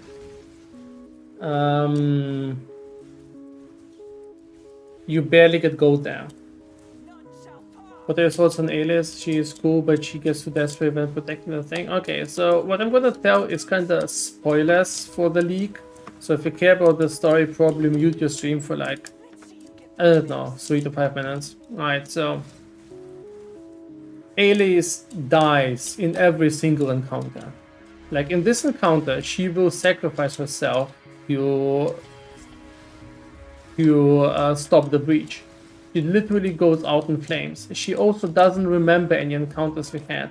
If you look at the dialogue, she's like, how we managed to do that, but she was there. If you kill the boss, you enter a secret door where you can get to talk to Chayula.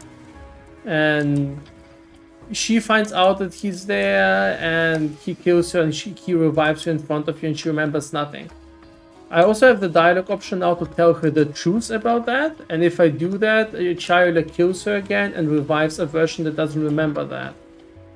So the fact that she is so desperate is because she's literally fighting for her life, or even knows that she will die.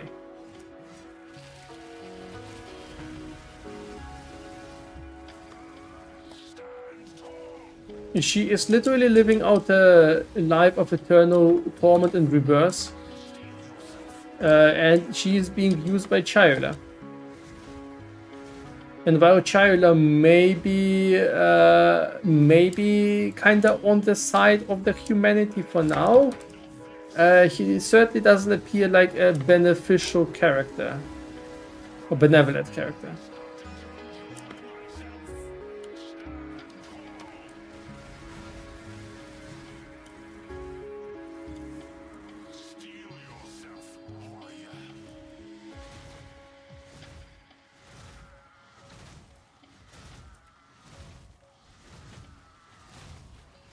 So yeah, that's why she's a little bit less chill than Kasia.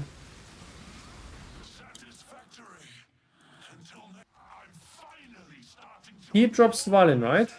And I never had one from him. I fought him like 75 times or something.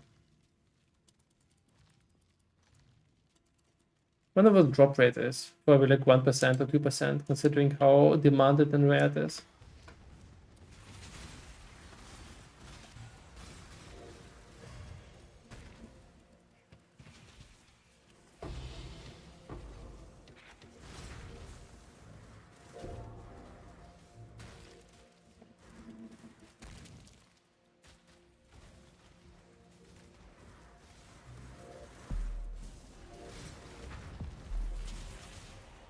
When I'm ready and not before. I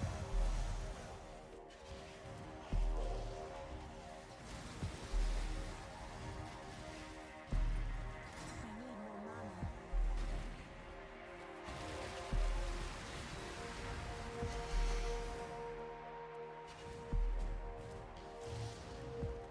I've never seen one drop. I've fought with him so many times. I think this league alone I fought him like 4 or 5 times. Last league I fought him for sure at least as many times, just never saw him drop anything. Doing Settlers a lot. Wait, only 1.8k favor? What is that? Come on, Ritual, that is illegally low.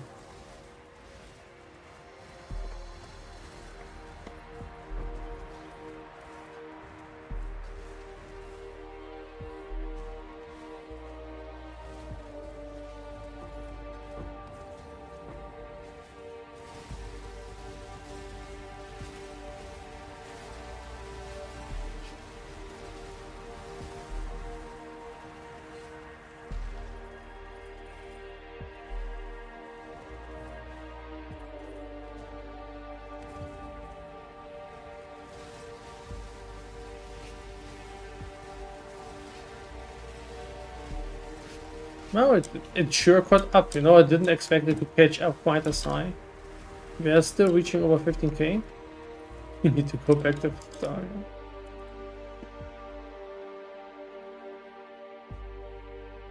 Oh boy, tier 1 talisman card.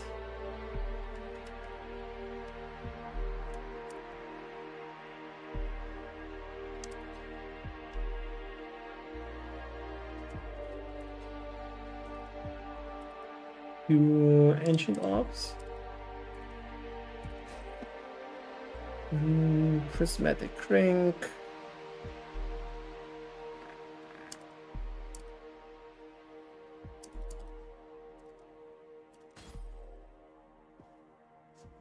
The Divine is back.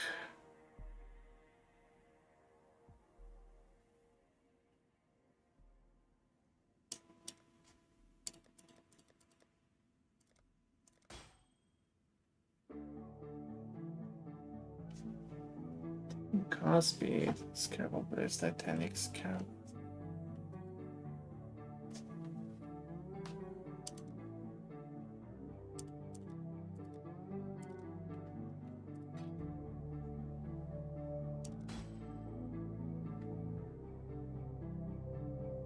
Well, that wasn't much at all.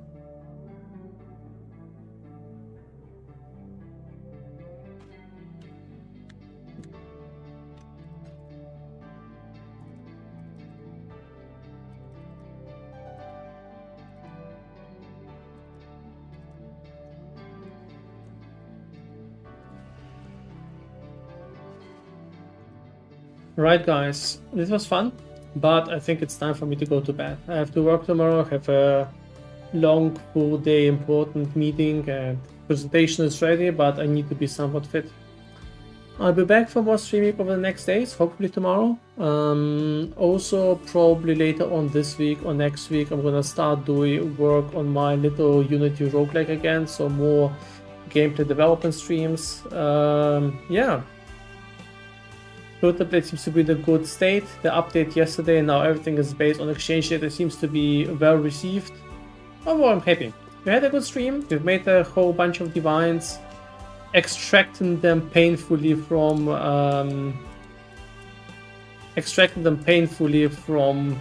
the ritual. Let us quickly finish everything by checking some tree crafts, and then I think we are done for today. Need to get back to Victoria and get Aquila. I got bored of space at some point. Actually, the space gameplay was fun at first, but then it was like kinda I didn't like the restart on the other planets. Even if I know they're part of a larger machine and all. The Genesis tree accepts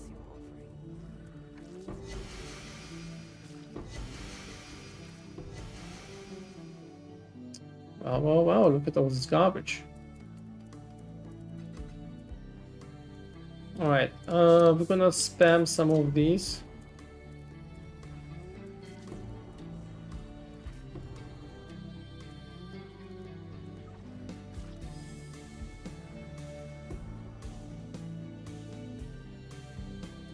I'm impressed how much this is overproducing wands. I was more aiming for spirit shields.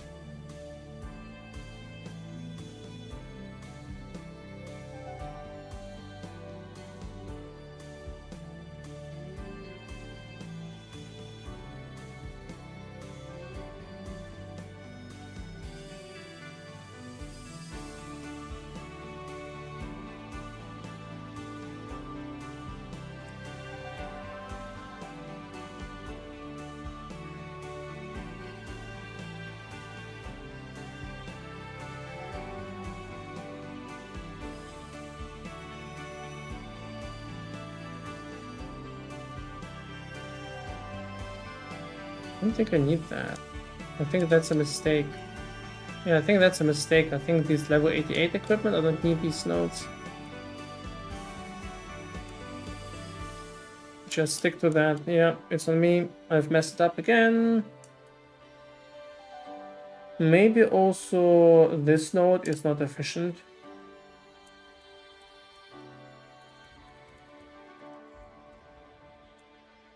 We'll stick to that for the future for now.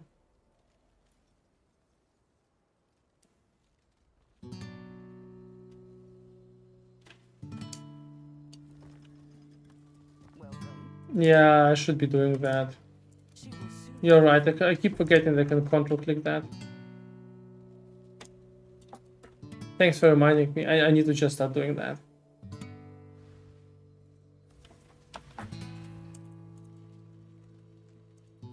Right, let's quickly visit Rock before we go offline, and not Rock, but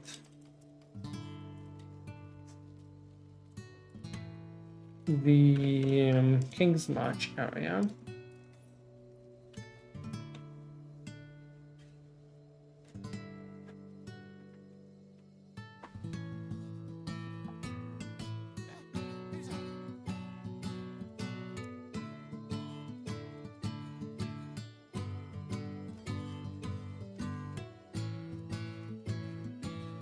And you're gonna send a shipment.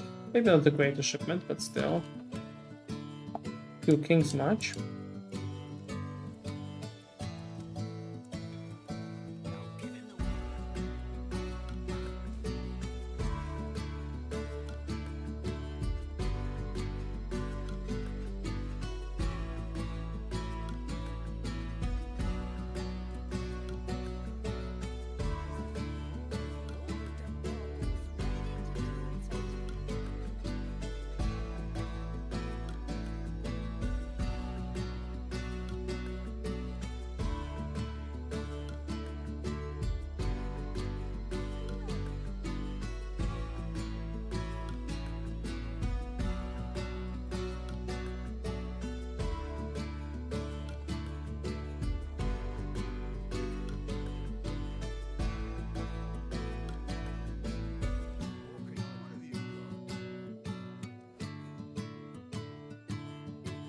Alright guys, I'm done. Thank you for being here. I'm also time for me to go sleep. NeverSink, yeah, night as well. Let me see if I can raid someone.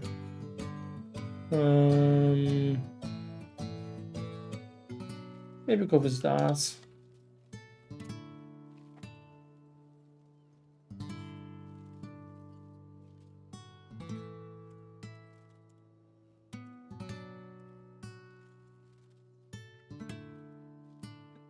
Alright, I'm gonna rate Dar's microtransaction. Tell him hi from me. Hope to see you next time. Yeah, I think it was pretty good. It was fun. Bye.